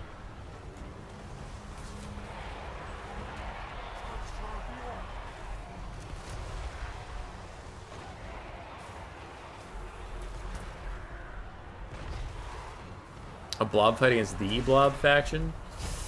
I don't know. Vampire counts actually have struggled in blob fights here and there versus a lot of single entities, but it's mostly melee single entities, not these ranged ones. Because they just, like, look how much ammo they have left at the end of a 8-minute game. They just were not able to shoot as much as they wanted to. And that's because the anti-Kaiju's build was relying on the Saurus to do a lot of the killing, not the single entities. So we just wanted these guys to, like, force his enemy in, apply some fire damage so they get less healing, apply blinded so they have less stats, but they just couldn't shoot after a little bit of time. Skinks try to get back into the fight. They'll get dove on by the Blood Dragon Lord and promptly routed yet again. Cryptor is continuing to fight over here. Again, I would like to see that Cryptor is actually just chasing stuff off at this point and let the Blood Dragon Lord fight the single entities, but it is what it is.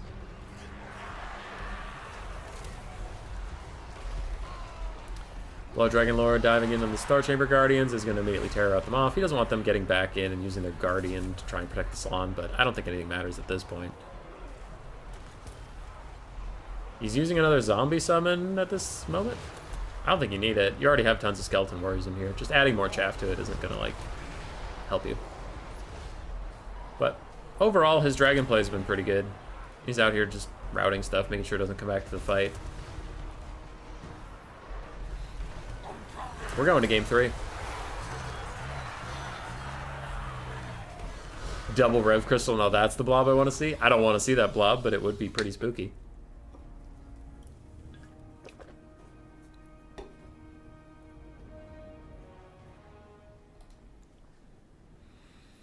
Blood Dragon Lord, 2,600 damage value flat. Devils of Schwarzhofen only about 600. They were not able to get to safety. Graveguard Great Ones did fantastically. Crypt Horrors did overall very, very well. Corpse Guards were good support units. Both of them are actually still alive in the late game. And Skeletons and Zombies existed, which is all you need out of them. Salon Mage Priest of Life got 1,100 value, even while healing stuff. Still got a lot of damage value out. Star Chamber Guardians and the Temple Guard did not get the value that Anti-Kaiju was looking for. The Solar Engines struggled. Ooh, they struggled a lot for an 1,100 or 1,200 gold unit. Sora Spears did okay. Pterodons both managed to pay for themselves, so good for them, and the Skink Skirmishers did well. We switched between Game 2 and Game 3 in these tournaments? No, sorry. So, I understand the confusion. There's a lot of that going around. We are in Warhammer 3 the whole time. I just meant, you know, in a best of 3, there's Game 1, Game 2, and Game 3. But no, we're in Warhammer 3 the whole time. But we use shorthand when we're talking about Warhammer 3 and Warhammer 2 as Game 1 and Game 2 and Game 3 and all that stuff. So, my bad. I'll try to be clearer in the future.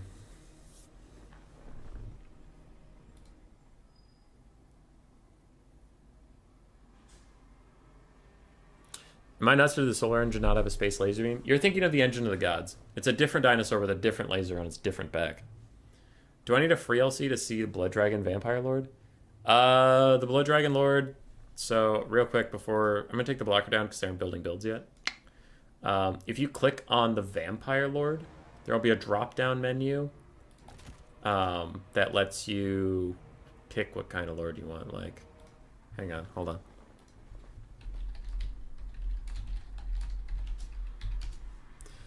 I just told the players to not start without me, that I'd be right back.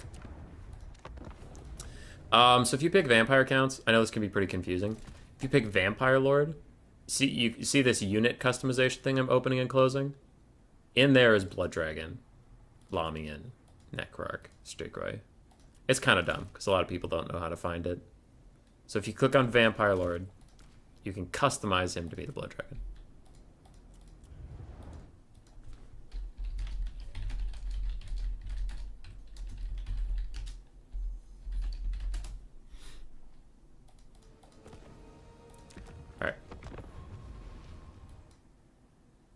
Oh shit, I just got rid of my own blocker.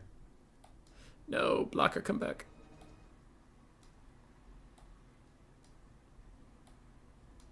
You can blame it all on me. Blocker, come back.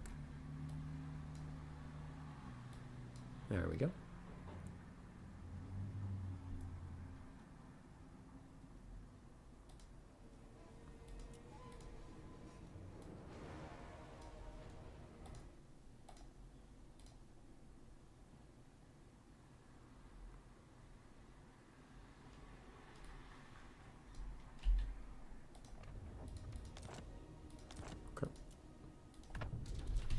All right, we're back in for game 3.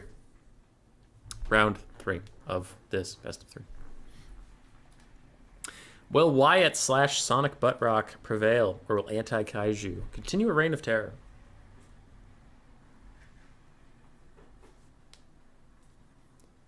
What's that sorry-looking thing in the middle supposed to be?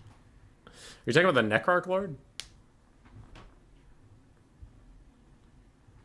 The Red Duke actually does look a lot like the Blood Dragon Lord. That's true. At least he is a Blood Dragon Lord, so it makes a little bit of sense. I can't tell you the number of times I picked the Red Duke. I was like, wait a minute. Oh wait, I already read that. My bad. Dude, here's a fun thought exercise that should be obvious, but it actually blows my mind every time I do it a little bit. Think about what the meta of the future is going to be. And it's weird, but like, bear with me. There was a time where Sigvald was a complete meme. He was on Turin's top 5 worst lords list back in like Warhammer, the start of Warhammer 2, I think. And then Sigvald had his god mode time, and now he is good, but not crazy. There was a time where Archaon was the never chosen, and now Archaon is always chosen. There was a time where Alberic de Bordalo was a fucking meme until this patch, and now he's like the second best, maybe the best Bretonnian Lord in certain matchups, right? There was a time where you'd only take Mazdamundi, and then he went out of favor for a long time, and when you played Lizardmen, you would only take like Oxyotl. That fucking little guy, remember him? Maybe Krokgar. Now Krokgar and Oxyotl are both utter trash, and Slann mages, sometimes Mazdamundi, but any Slann mage is usually your lord choice. So I don't know. It's weird to think about like what stuff today is going to be the meta of tomorrow, and what stuff that we're just so sick of that's broken as fuck right now is just going to not exist. I wonder about Skaven. Because like Poisonwind Globes have been meta for, well, not forever actually, and that's the weird part, is there was a time when globes used to be, there were 3 stages. I didn't even play multiplayer in the first stage. But on Game 2 release, I was just a campaign player. Poisonwind Globes were an anti-large armor-piercing missile. They were just like a missile. They had no explosion. They just like hit things. And my favorite thing to do was to hit... Is Mal still viable? Yeah, he's great. But what I used to do, and it was super fun, was a Norskin Mammoth would charge me, and one Poisonwind Globe unit could kill it in 2 volleys. Could kill it, not rout it. Kill a Mammoth.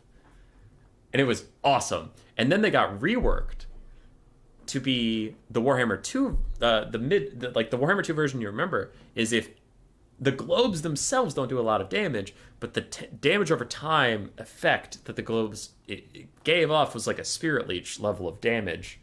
So all you had to do was hit one of those globes that you throw, and you would do the damage you wanted to deal. And when that rework first happened, no one was fucking using them. People still thought globes were trash. And then I think like Hadries or someone took globes and just slapped a tournament with them, and then everyone was like, whoa, what the fuck? And Skaven became meta for a really long time.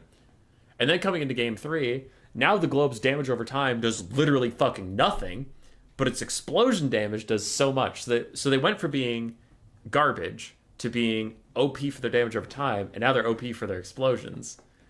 And I'm so curious what Skaven will look like if globes are ever shit again. Because if globes are... Like, I've experimented with some stuff. Skaven would still be good. If you deleted Poisonwind Globes from the game, just like straight up deleted them, Skaven would be good. They'd be fine. Okay, I shouldn't say good. They'd be mid-tier. But mid-tier's not bad. Like, they'd go from being good to being mid. But Plague Monks are actually sick. Plague Monks are sick, but why would you use them when you have globes that do the same job better, and the globes will kill your own Plague Monks? But Plague Monks are great, so if globes didn't exist, Plague Monks would do awesome. The purple globes are still pretty fine. They're just more expensive, and the green globes do the same job, so why would you bother? But the purple globes are still good. Slingers are really good. Night Runners and Gutter Runners are really good. The 360 shooting version, not the sling version. Skaven Slave Slingers are the good slingers. Those are good. Plague Monk Sensor Bearers are pretty solid in the right matchups. So there's like a lot of stuff that the Skaven have that they just like either don't have to use because globes are there, or they don't want to use because the globes will kill them. But I don't know. I really hope globes get nerfed, man. I really hope they do. Because then people will get a little more creative with Skaven, and I think they'll realize that there's a lot of good units on there. It's just like, why wouldn't you take globes? They're so good. I remember how Krokar was insane back when Cold-Blooded was a heal. Oh, yeah, Tequila Sunset. I was watching Turn at that time. I didn't play yet back when Cold-Blooded was a heal. I didn't play, but that was great. The Plague Claw Metal will come? Fuck yeah, it will. Anxiously awaiting Spider Rider meta. The guy's time's coming. Norse Destroyer Supreme when Skeggy DLCs brings bananas. My Furuncle. Furuncle! Yeah, he's coming. Oh, Lordy, he coming.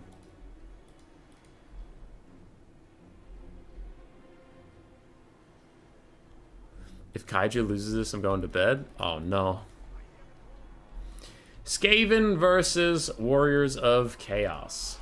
For the Skaven, we do have Clan Rats and Skaven Slaves mixed throughout the front line. Some Rat Ogres, some Wolf Rats. We have Throt the Unclean. Why? We have Throt the Unclean. Why? We have Throt the Unclean. Moving on. We also have a... Why? Why do we have Throt the Unclean? Why? Moving on. We have a Chieftain. He has Guardian and Power Grab just in case Throt dies. But why do we have... Moving on. A Warlock Engineer. We have Flensing Ruin and Howling Warpgale, 2 good spells, plus his Mortis Engine type passive thing if he's in melee combat. We have 3 globes. We have the Natty Boo with Sharpshooters. Cool. Overall, pretty solid Skaven build. Why do we... Moving on. Chaos Warhounds. Chaos Warhounds. Chaos Warhounds. Looks like 4 of them overall. The front line of Marauders. Marauders, Marauders, Marauders, Marauders, Marauders. We have 4 Chaos Spawn. Why do we have... Moving on. There's Herald Hammerstorm. Why do we have Herald Hammerstorm? Okay, we have Herald Hammerstorm with Heroic Healing Blow, the Hammer of Harry, Bane of the Dead. I guess it is a -4 leadership even without the undead trait. And then plus 10 melee defense, -10% weapon damage for everybody else. Cool. And then Festus the Leech Lord with Rancid Visitations, Harbinger of Pestilence, and Healing Elixirs. Why do we have Throt? He's shit.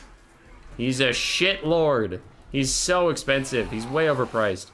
And I know you might be saying, what about Rancid Visitations? Well, you could take a Bellseer and he has some spell resist. That'll help him.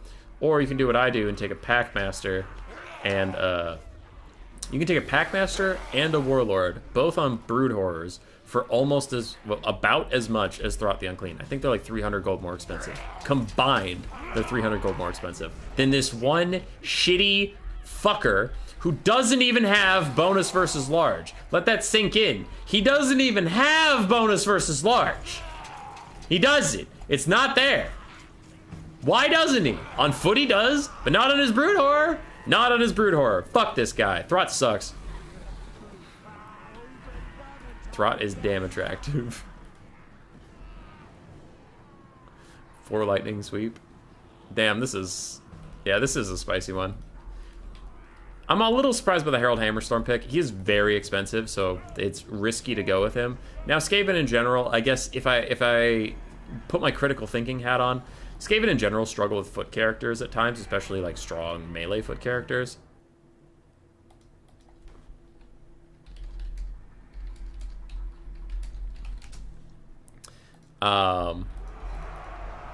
But Flensing Ruin can take care of Harry. He doesn't have an insanely high health pool, and he is very expensive. I think he's like 1,800 or something. He's so dreamy, that dream belly. Alright. Skaven slaves are already routing from the charge of the enemy. Now, their own globes didn't exactly help with that, which is why we were just talking about you don't usually take Plague Monks or Censor Bearers or any of that crap. Throt is going to dive in from Anti-Kaiju. He's in there. He's doing his best. As Spears and Globes are going to try and deal with this. Wolf Rats and Rat Ogres are getting cleaved by Marauders and Chaos Spawn. And Throt does throw out his Rat Ogre summon right away. Now, the left flank's going pretty well for the Skaven so far. Wolf Rats are going to countercharge Chaos Warhounds. Since the Chaos Warhounds have attack orders onto the Globes, that's awkward. The dogs went straight through the other dogs and didn't really get a charge attack. Anyway, Globes are going to be beset. These other globes are under attack, and Throt is doing his best to fight his way out of here, but Herald Hammerstorm is in here doing his damnedest to win that fight anyway. Chaos Spawn are currently getting worked down. And Fleshy Abundance trying to heal up Festus the Leech Lord while Jazales have been teeing off onto him. Even I didn't see that happening. And a big overcast hurts the Warlock Engineer quite a lot, but Festus is hoping that it can heal him even more. He probably wants to switch over from Harbinger of Pestilence to maybe the heal. I imagine he's going to be taking a lot of damage here, and his leadership's already dipping. Meanwhile, one of the globes is shut down as its own globe brethren beats the shit out of it. Natty Boo with sharpshooters falling back to some Skaven slaves who have recently rallied to come back into the fight. Wolf Rat's chasing off some Chaos Dogs while Rat Ogres fight Marauders. But 2 of our 3 globes are shut down. Natty Boo is still online. And Herald is beating the brakes off of a chieftain who did receive some healing from Remoldered and is now attacking Festus. And Festus has to be a little careful here. He could take some big damage. He is taking some big damage. He is terror routing from the big damage. He's dead from the big damage. He's dead. Dead as hell. Skaven are up on the balance of power, though I imagine a full health Natty Bubo is getting attacked by dogs. If the dogs can kill it, will help that balance of power a lot. Festus might be dead. Thankfully, he switched over to his healing elixirs before he routed, so at least he is getting constant slow healing. But Herald Hammerstorm is not able to come over and say hello to Throt the Unclean. He can't catch up since he is a little foot guy. He's actually just going to go after some clan rats, but he's going to leave Festus to his own devices. Dogs still trying to kill the Nambu with sharpshooters, but Skaven slaves nearby will be able to push them back. Chaos Spawn and dogs fighting in the backfield, but they probably want to shut down all these ranged pieces rather than fighting over some clan rats and rat ogres. Looks like Sonic Buttrock is trying to get around as Festus regroups with Harry. Still routing, so he's just going to walk into a chieftain who misses its attack, and Herald Hammerstorm is after him. Things are still looking a little rough here. Big charge on the Natty Bubo sharpshooters. Gonna actually get them to rout, it looks like, as the globes take out the dogs and Natty Bubos alike. Festus didn't realize how cool Throt is. Nimbus Way, you're right. You're right and I'm wrong. Meow Meow, I hope that too. Alright, Chaos Warhound's going to sandwich in the last of the Skaven weapons teams. Marauders trying to chase stuff off. And this balance of power is really not a fan. I suppose I can see why. You still have a healthy caster, full health Throt. Chieftain could get another remoldered. I think it's still... Yeah, he has another remoldered for the Chieftain. You could get another Flensing Rune onto Harry, and this game would be over. Balance of power shifting into Army Losses territory in favor of the Skaven, and I do agree. I do declare. Give Throt a zoom in? Fine. Dun, dun, dun, dun, dun, dun, dun, dun,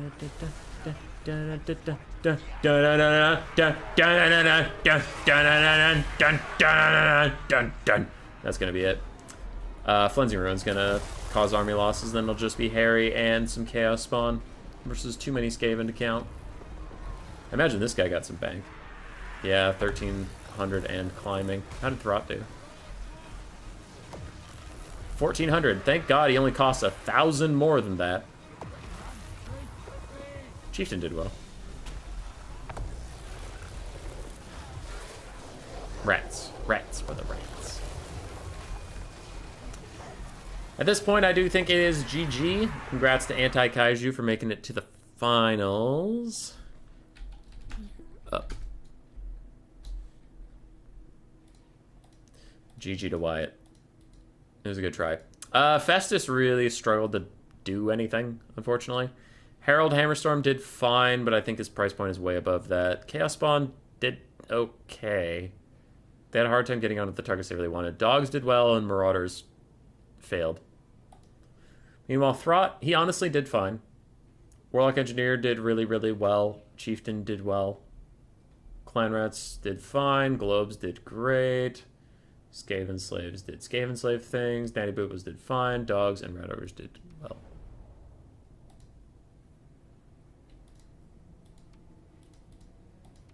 Remember on release when Throt was in every build? Hell yeah.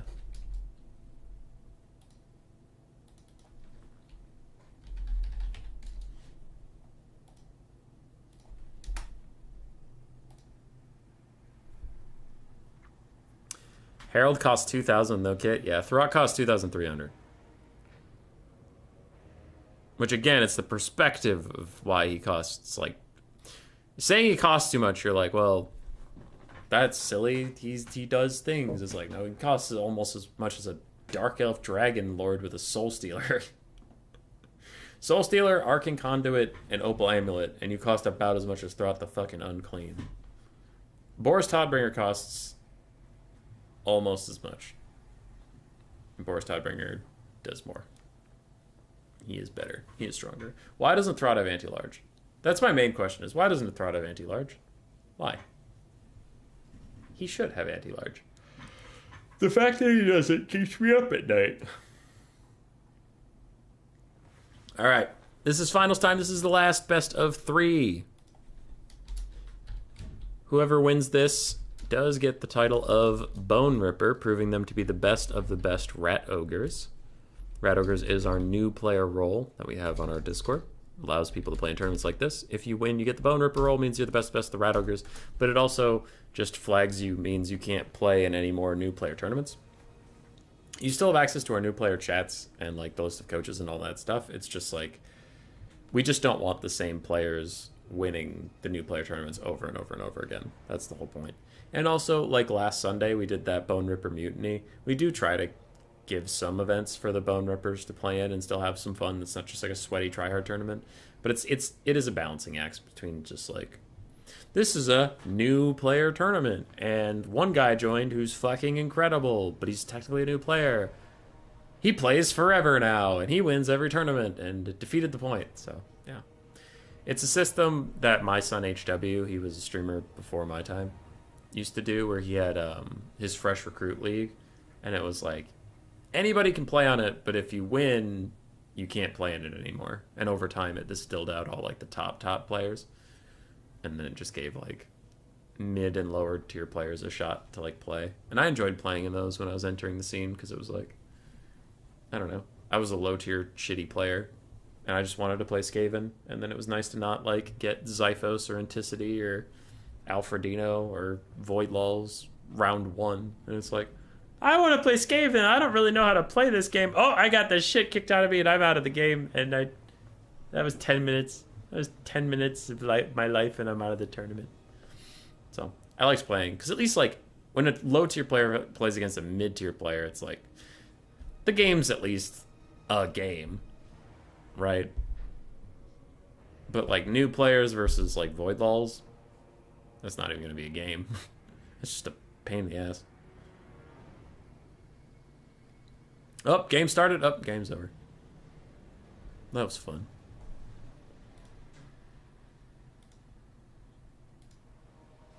Doesn't he have like 32 anti-large on foot? Oh, I forget. Let me see.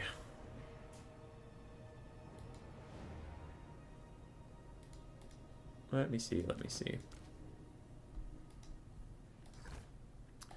Skaven, Throt on foot.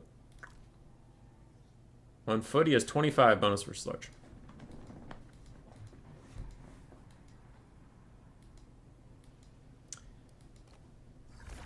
You don't want Herald to be meta? Yeah, probably not.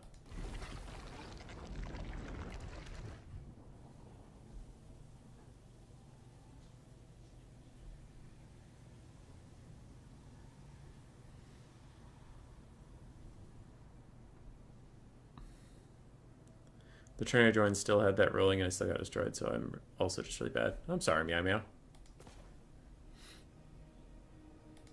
Well, we're always happy to have you. Sorry if you had a negative experience. We're around if you ever need us.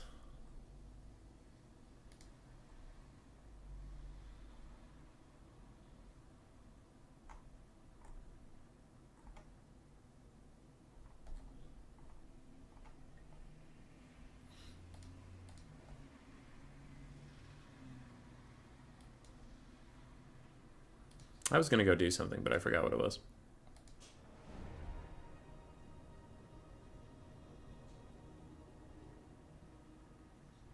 Embrace being bad. Meow mix, meow mix. Meow mix, meow mix. Please deliver. All right, Hiles vs. Warriors of Chaos game 1. I'm going to grab a snack.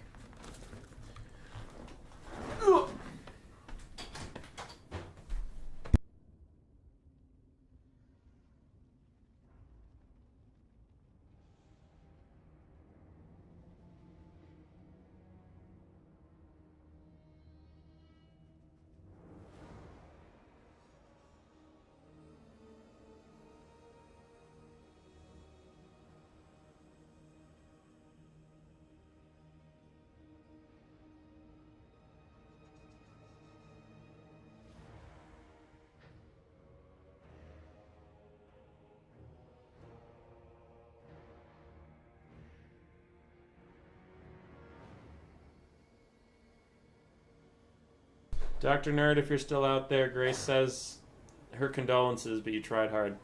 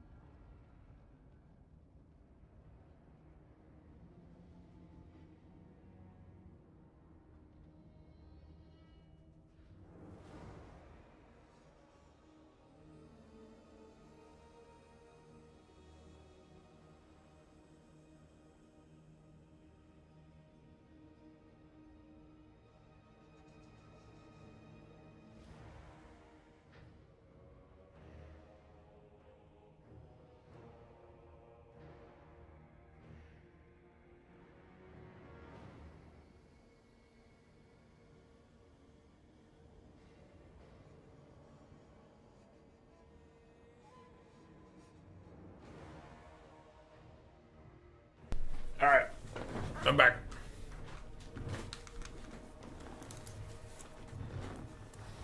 Having a little stinky snack. And Grace is going to bed, so we have to be quiet.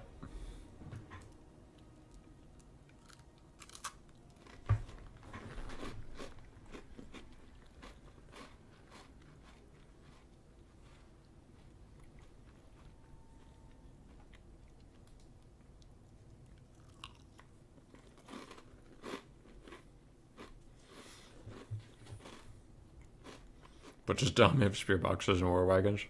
That's pretty funny. Yeah. I don't really like Dom. But I don't begrudge those who do. It's just not my speed. That's allowed. You're allowed to like things. I'm allowed to not like things.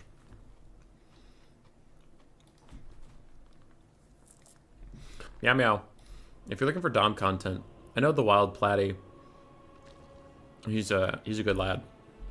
He streams on YouTube and sometimes Twitch. Now he's been streaming more land battles and Dom, like mixed, but he's a really good Dom player and he does stream Dom. So he's got a good perspective on that because, you know, he's really, really good at the mode, so he knows what he's talking about. And then obviously, you know, Turin. Those are the two Dom streamers I know of. Turin has not been streaming as much recently though, so if you're looking for more Dom content, I'd definitely go subscribe to Platy.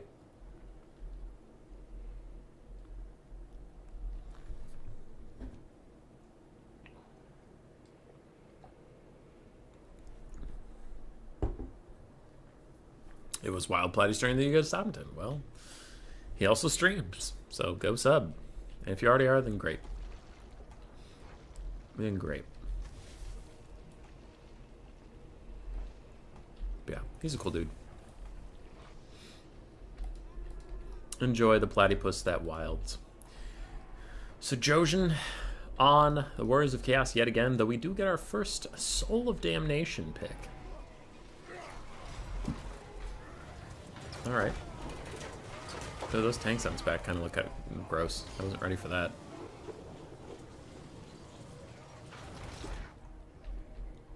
You're sub to all those guys. Legend of Lame Lame and Cookies and Lamovich. Wow. Don't know why you're subbed to any of those losers.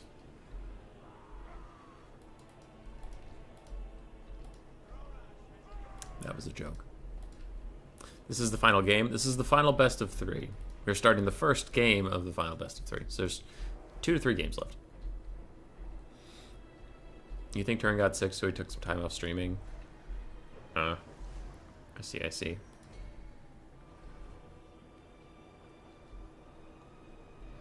All you guys being Cringe Boy, Cringerin, and Platty Cringe. Oh, okay. Oh, okay. Alright. Don't know why you're subbed to any of those losers either.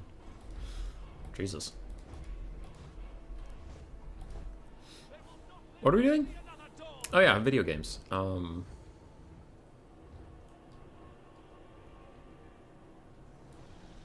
So here's some dirt.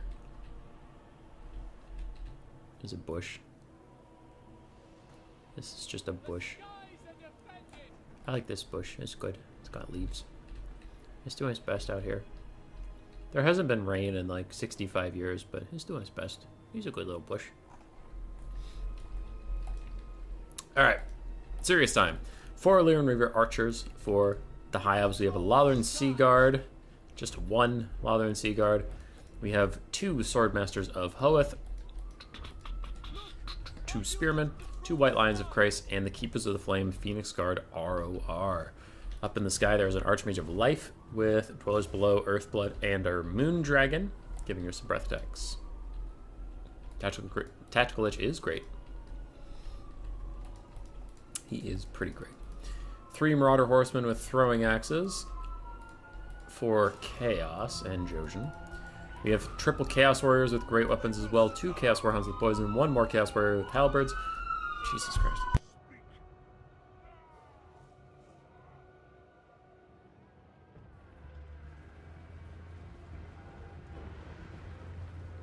Alright. And then we have 2 Armored Chaos Trolls, Sigvald the Magnificent, a Deathcaster with Fate of Bina and Spirit Leech, and the Soul of Damnation Hell Cannon, which Soul of Damnation is going to do very, very well versus that box, if it can get into range of it.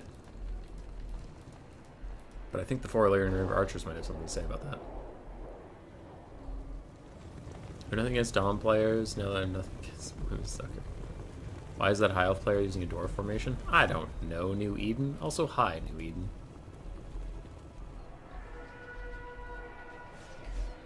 Hell Cannon is in range of the Phoenix Guard. Thank God for its bug where it can't hit anything. Let's see if it hits a single shot all game.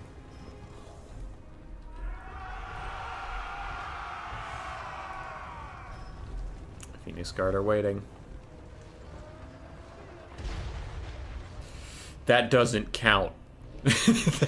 That doesn't count. It wasn't the target it wanted to hit. Skirmish Cav are firing into Chaos Warriors and such. I mean, it's fine. It is what it is. Hey, let's go and fucking hit! Alright, these triple Marauder Horsemen throwing axes do need to fall back. We saw this in, I think, like game 1 of the entire stream was triple Marauder Horsemen throwing axes versus 4 Illyrian Reavers. Actually, it was 3 Illyrian Reavers. The Illyrian Reavers just ran them the fuck down. So this is better. Dogs running out to threaten the Illyrian Reavers, getting them to back off while we fall back. But a big breath attack onto the Soul of Damnation does some damage, but does not quite finish off the model. I wonder if the Archmage just finishes the job herself. Meanwhile, the Keepers of Flame are down to half health, and a big cluster of Illyrian Reaver Archers. I wonder if anything's around to punish it, but it doesn't really look like it is for now. Dwellers Below is cast onto the Soul of Damnation. Is that going to do enough damage to really kill them? I wonder. Is it overcast? It looks like it was. I don't know, because she took like overcast damage or something, I thought. Doing some decent damage to the crew, trying to whittle them down. I think you need 3 Chaos Dwarves to man the thing. Yeah, they're going to be fine. That's a lot of Winds of Magic and stuff invested in the Soul of Damnation. Not getting a lot for it. Dogs and Skirmish Cav are all chasing in a bit of a clump after the Archers. They chase too far. Jojen notices this at the last second. He does pull them back. And the Moon Dragon lands on the Soul of Damnation, trying to take it out once and for all. As a Spirit Leech and some Halberds and some Trolls are coming back to say, you what? You what, mate? You want to go, bro? You want a piece of this, brosif? They raise their little clubs and they do their little dance, and then she gets back in the sky and she doesn't care.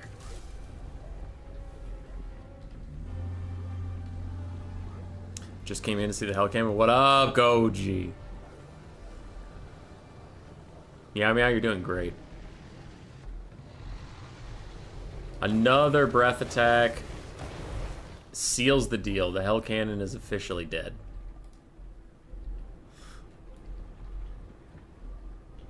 But was it worth it? I have yet to play High Elf Box. Knighthood, you and I have established this. High Elf Box is the only way High Elves ever play. It's the only thing they do.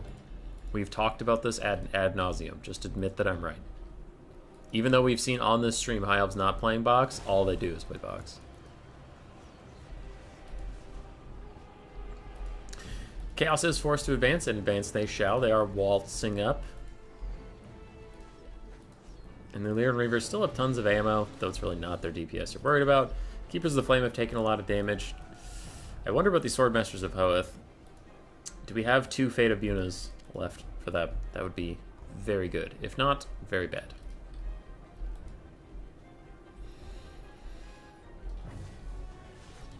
Chaos is working on getting there.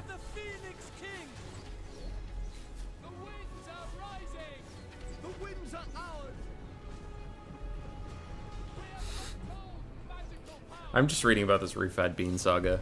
I'm busy with that. Another Spirit Leech onto the Moon Dragon while she gets a breath attack onto some Chaos Warriors. And Lothar and Seaguard are now well within range to fire. And do decent damage to Chaos Warriors. But their heavy armor should keep them mostly safe.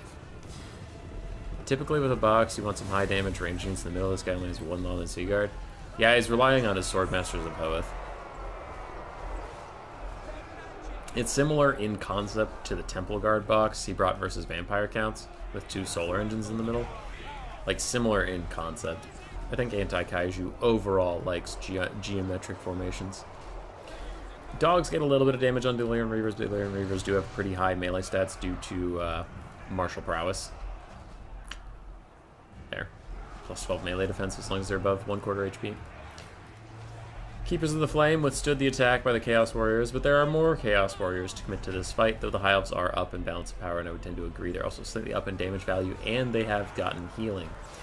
Keepers of the Flame are going to beat the shit out of the Chaos Sorcerer of Death, so he went in a little bit too deep, and he needs some help. He needs some bailing out. It looks like a Moondragon's actually going to snipe him. Yep. His spell got canceled. He got thrown out, and actually with Chaos Trolls running up, they might be able to peel for him. So in the end, that worked out. He is going to throw a Fate of Buna onto the Keepers of the Flame. Which at their low enough HP point, I don't know if it's worth it. Maybe you want to do that to the Swordmasters? I don't really know. Lyran Reaver Archers plus the Lothar and Seaguard are really taking care of the Skirmish Cav. Without those throwing axes, it might be hard to kill the Swordmasters and the Dragon in the late game. Earthblood, Overcast tried to save the Keepers of the Flame.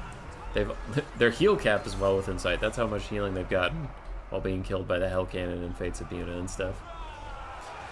Moondragon is going back in for another round. Gets a huge shot onto the Deathcaster. Gets a second huge shot onto the Deathcaster. And a third. Goodbye, Deathcaster. Sucks to be you.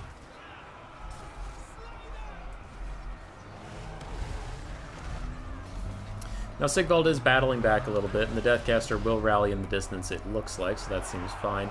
Meanwhile, Skirmish Cav, throwing axes are doing a lot of damage to Swordmasters of Hoeth while they are getting shot by the Lyran Reavers. So overall, the throwing axes are getting what they need out of this, and then they charge into these Lyran Reavers, getting a good amount of damage down. So all right, Skirmish Cav, I see you there.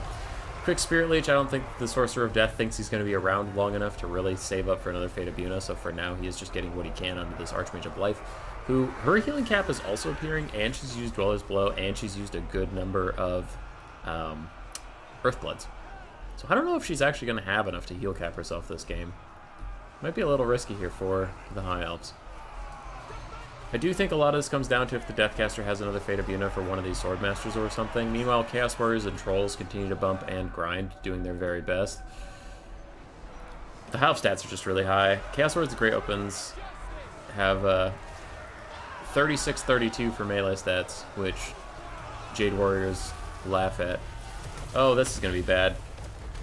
Dwellers Below fucking up all these blobbed up units. They are trying to retreat from it, which is a good play from Jojen, but still caught him. And that has to be a lot of your Winds of Magic. Like, this guy's been throwing out spells.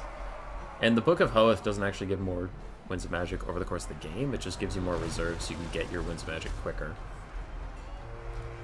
But he's used a lot of them. Deathcaster's going down. Does he throw out one more Spirit Leech before his imminent demise? We do have Chaos Warriors with Halberds, and Sigvald, and a Spirit Leech, all trying to hit that Moondragon. The Moondragon terror outs the Sorcerer of Death, but you can't finish him. You just can't do it. Trolls continue to fight. The Keepers of the Flame are back to 2,000 HP. Last time we saw them, they were at 900. That's pretty cool. And all the Marauder Horsemen and all the Throwing Axes could not put Humpty Dumpty back together again, but they can try and kill a dragon, bitch. She lands on him. She terror outs him. As she do. Goodbye, all of you. And Sigvald's back in it. Now, what we're not all saying is Sigvald is Sigvald, and he is still alive, so maybe he's going to do some wild shenanigans, as this guy just straight up routes from looking at a dragon. Can't say I blame you. Dragons are scary, but you are dead. Rip in peace. Keepers of the Flame route yet again. And Throwing Axes are back. So where are we at on the Sigvald counter? A full health Swordmaster of Hoeth. A bunch of almost dead infantry. Full health Lothern Seaguard. Full health and 2 half health Illyrian Reavers. And a 1/3 HP Dragon Lady with no breath attacks.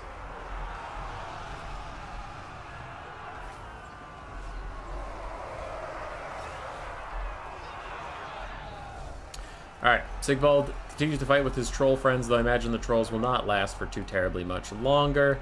Skirmish Cav of Chaos do get run down by Illyrian Reavers, so they're going to start shattering pretty soon. It will become the Sigvald show. I do think with a dragon and a full health Swordmaster, I don't think Sigvald is going to be winning this one.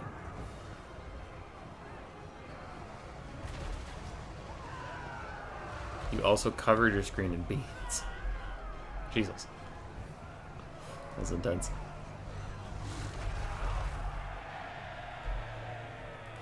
Alright, Sigvald is trying to charge in on the Moondragon. He does not manage to hit her before she gets back up in the sky. We are quickly approaching Sigvald versus the World Territory. Oh, and there's still 7 unbreakable Chaos Dwarves. Hello, little friends. Didn't see you down there. You're not going to matter, I promise you. Alright, looks like the Chaos player just FFs.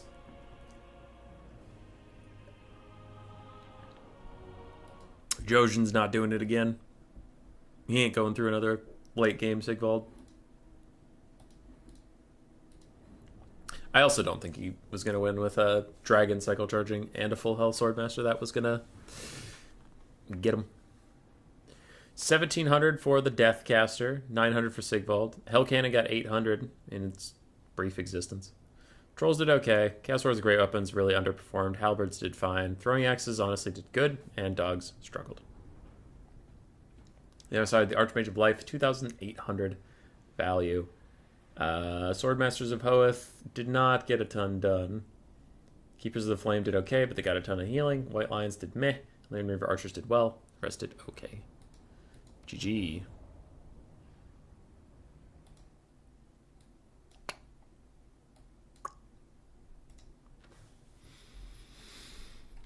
Boom.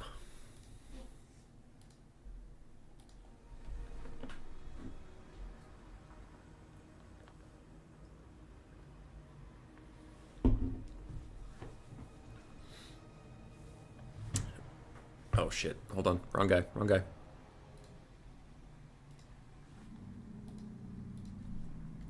Kaiju got one. I see it. I see it. There's a delay. Before you start yelling at me, there's a delay.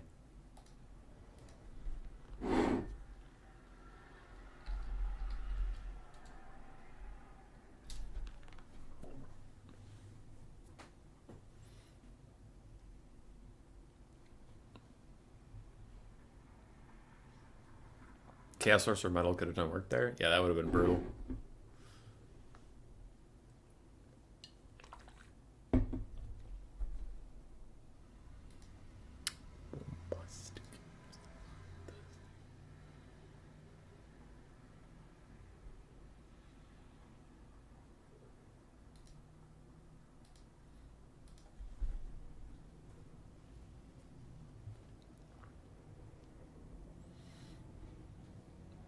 So now does Jojen go to his High Elves? Because he's also been playing them this tournament. I don't remember what else he played. He played Chaos, he played High Elves.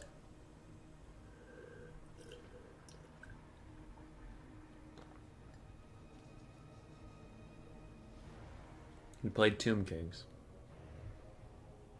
I think those are the three things we've seen him play. I am trying to talk quieter because Grace is sleeping 2 rooms to the left. Anti-Kaiju, he plays Kithay, Skaven, High Elves. He seems to tend to favor a defensive style. Whether it be boxes or just his Skaven with like multiple layers of a front line. Seems fine.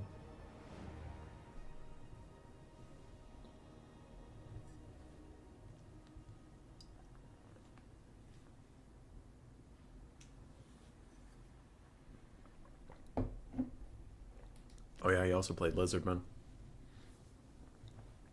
Those versus Vampire Counts, which is a very stilted way to play Lizardman, so I wonder what he plays. I wonder how he plays Lizardman versus not Vampire Counts. It's Lizards into Tomb Kings. This used to be a very Tomb Kings favored matchup. And then Tomb Kings took some serious nerfs and Lizardman got some buffs. I haven't seen it since, but I imagine with healing might be enough to just get you through that Tomb Kings front line.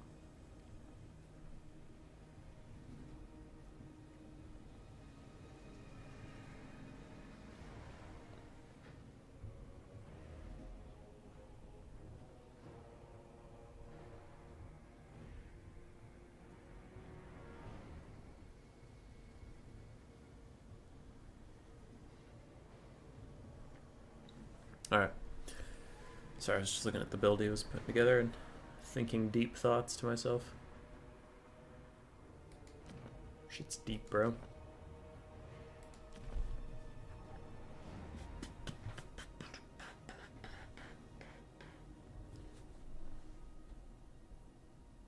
No shot.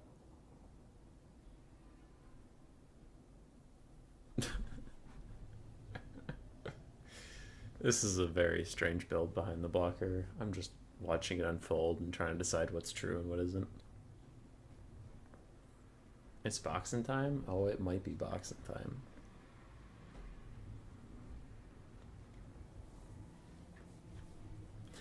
Lucinia, I always assumed you were like European. But judging by the fact that you're fucking awake right now, I think I was vastly incorrect about where you live. Box scores versus box.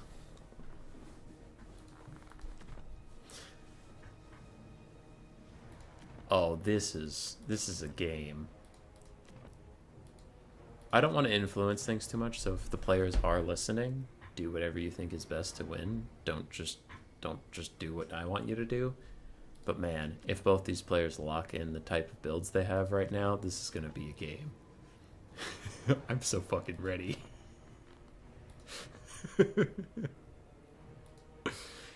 Plenty of Euros are watching right now.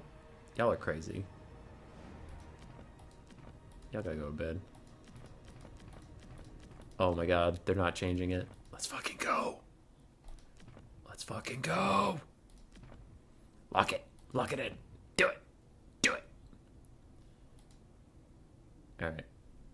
Anti-Kaiju is repositioning some funds, but cross your fingers and hope those funds don't go to the wrong thing. Yes. Yes. Oh, fuck yeah, he locked it. No, he unlocked it. You relock it. Alright, Jojen's locked in. Come on, Kaiju. Come on. Again, I'm mostly doing this for entertainment effect. Do whatever you think you have to win. Do whatever you want to do, that's fine. But lock it in! Yeah! Okay, alright, alright.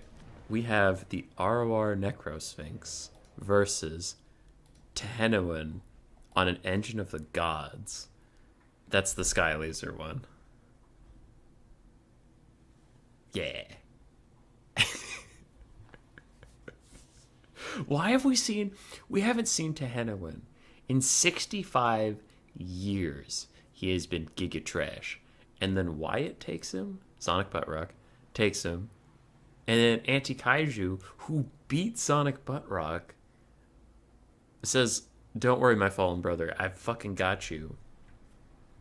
Also takes Tehenowin and takes him on his giant laser lizard.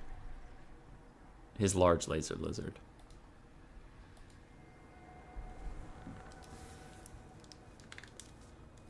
Arty duels are cool. I can overlook a boxing match with the explosions. You're not getting an artillery duel here. You're getting a charge.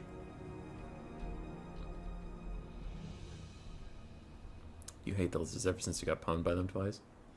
Damn. I will say I am also not the biggest lizard fan most of the times, because all the cool units I like about the lizards are not very meta, and the meta is like spam as many cheap skinks as possible and heal. Recently, I've been a little more of a lizard fan because they buffed my precious Croxagores. Now I can use Croxagores and I feel good. Ugh. I love Croxagores. They're my favorites.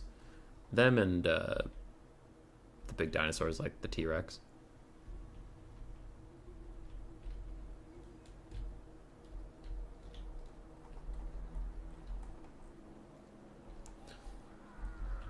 Oh, laser lizard.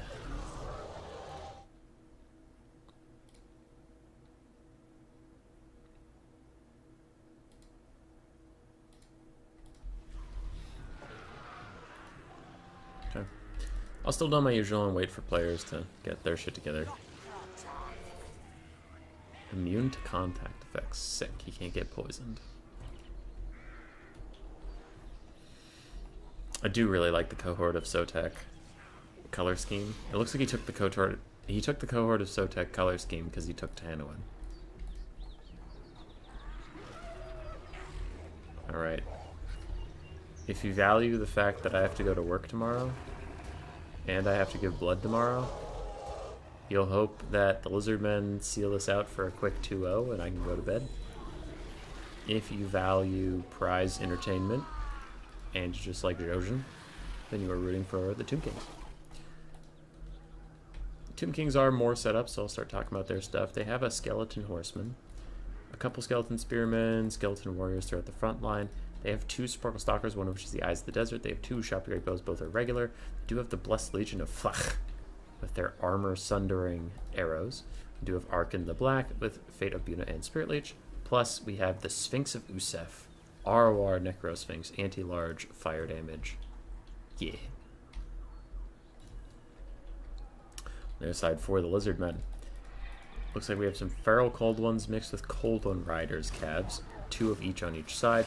We have a front line of skink cohorts mixed with 5 Saurus warriors with shields. No, 4. 4 Saurus warriors. Some more skinks. 4 more skinks with jabs.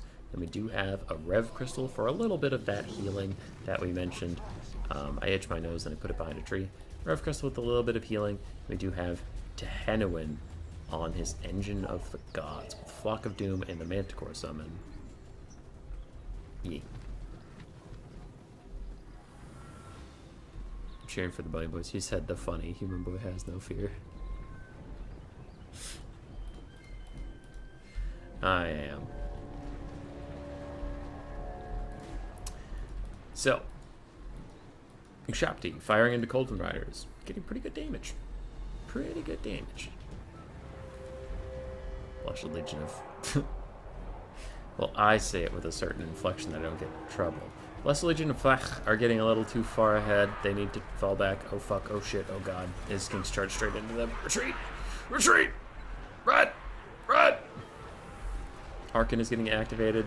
Ooh, with this white color scheme for the Court of Liberas, this Sphinx of Usef kind of looks pretty. Look at you. Look at you go.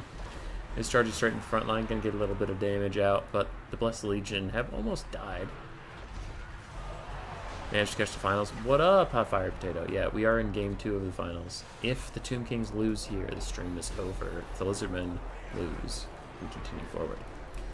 Skeleton Horsemen and Spears trying to hold back these Saurus and Cold Ones and everything. It does not appear to be going very well for them, but they are trying their best. While the Purple Stalkers get attack orders onto it looks like the Feral Cold Ones, but they can't see that, so they're very obstructed. Very wool. And Ark in the Black throws down a Fate Imbued onto the Saurus Warriors to absolutely tell them to fuck off. Oop, oop, oop, oop, oop, oop, oop, oop. Sky Laser! Sky Laser! Sky Laser! Sky Laser destroys the Skeleton Horsemen and the Skeleton Spears, getting them danger low. And the Purple Stalkers charge into melee combat. Oh no. They're gonna take a lot of damage, oh no. So you have 2 Shocky Great Bows and a Septi Stock safe on the back line, but there are Cold Ones and Feral Cold Ones coming for them. Uh-oh. And this guy, I saw him just slice a lizard in half, which is real neat, but you need to be over here, my big Sphinxy friend. We are having some target priority issues for the Tomb Kings, but oh, that might be over now, as a Spirit Leech plus all of the Ushabti Great Bows and Purple Stalkers are all shooting at Teheno and taking him from full health to like half in the blink of an eye. He's getting fucked up, but also so are the Ushabti. They're not having a great time. And Skeleton Spears are coming to try and bail them out a little bit. More Purple Stalkers crawling forward to try and keep Teheno honest. He's getting some healing from the Vivification Crystal. But the Sphinx of Usef does need to find a large target to fight. It is anti-large, it is a duelist type thing, and it's currently just sitting in Saurus grinding through them. Ushabti Summon is coming through now. It will fight those Saurus for a bit. The Lizardmen are still closing in on every side. The Manticore Summon is out, giving them a bit of an artificial balance of power increase, but overall I still think it is going quite well for them. Like, the Tomb King's front line is faltering. It's almost gone entirely, and once it is gone, there's no one to protect the back line. Even then, the back line is under duress. We're about to lose one of the Ushabti Great Bows. Another is under stress. We have lost an entire Purple Stalker in the backfield as Pistolodon's just going to charge into them and deal with them.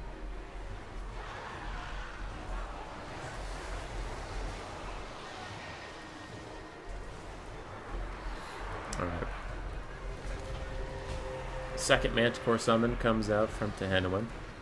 Lizardmen are blobbing up a bit on the back line. There's not, like, any Tomb King spells that can really punish them, but just saying. They're blobbing up a bit. Oh boy. Libra Mortis is trying to help these guys out, trying to keep them alive, but I just don't know what the Tomb Kings can do at this point. They have a new Ushabti Summon out that when it fades, this balance power is going to be even worse for them. It's already looking real bad. And the longer the game goes on, the better it is for Lizardmen because they have healing and the Tomb Kings don't.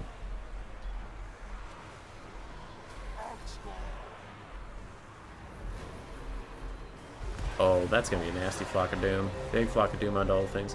And I think this will be a 2-0'd anti-Kaiju. Very well played from them. Very well played from Jojen as well. Getting quite far in the tournament today. It was a pleasure to watch them. Hopefully they check back on the stream and just, you know, take some of our advice, and next time we see them they will be infinitely wiser. Sphinx Gustav continues to skewer Skinks, but that's not, unfortunately, the target he should be going for. Oh, fuck, there it is. There's the laser. It's coming in hot. It's going straight for Arkin. The laser killed Arkin. Not army losses, it was the laser. Holy shit, you guys. OP. He gets a dying Spirit Leech onto Tehenoan. One final fuck you.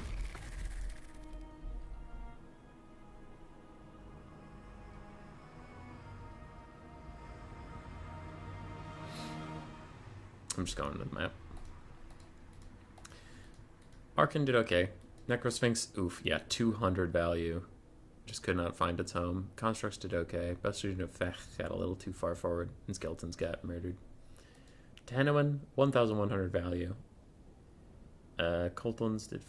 Cold One Riders did fine. Saurus did fine. Feral Ones did fine. Skinks did great. Oh, I think 2 of these Skinks were shooting at big Necrosphinx. So GG's well played to everybody involved. That'll be it for the stream today. I'm going to go to bed because I have to go to work in about 7.5 hours. Yeah. Alright. That is it for me. Hopefully you guys had a good stream. The next stream we have scheduled is Sunday. I'll be doing some stuff. I know Platypus will be streaming. He's gonna be streaming his land battle tournament on Sunday, and I have a wedding. I have my cousin's wedding Saturday, so I'm gonna try and get home Sunday morning so I can co-cast with him, and I'll promote the shit out of that, even if I don't make it because he deserves it. But yeah, we'll do that, and then I might just stream on Sunday night playing some games or something. But yeah, good job everybody. Yamia says wait. I will wait for just a little bit. What?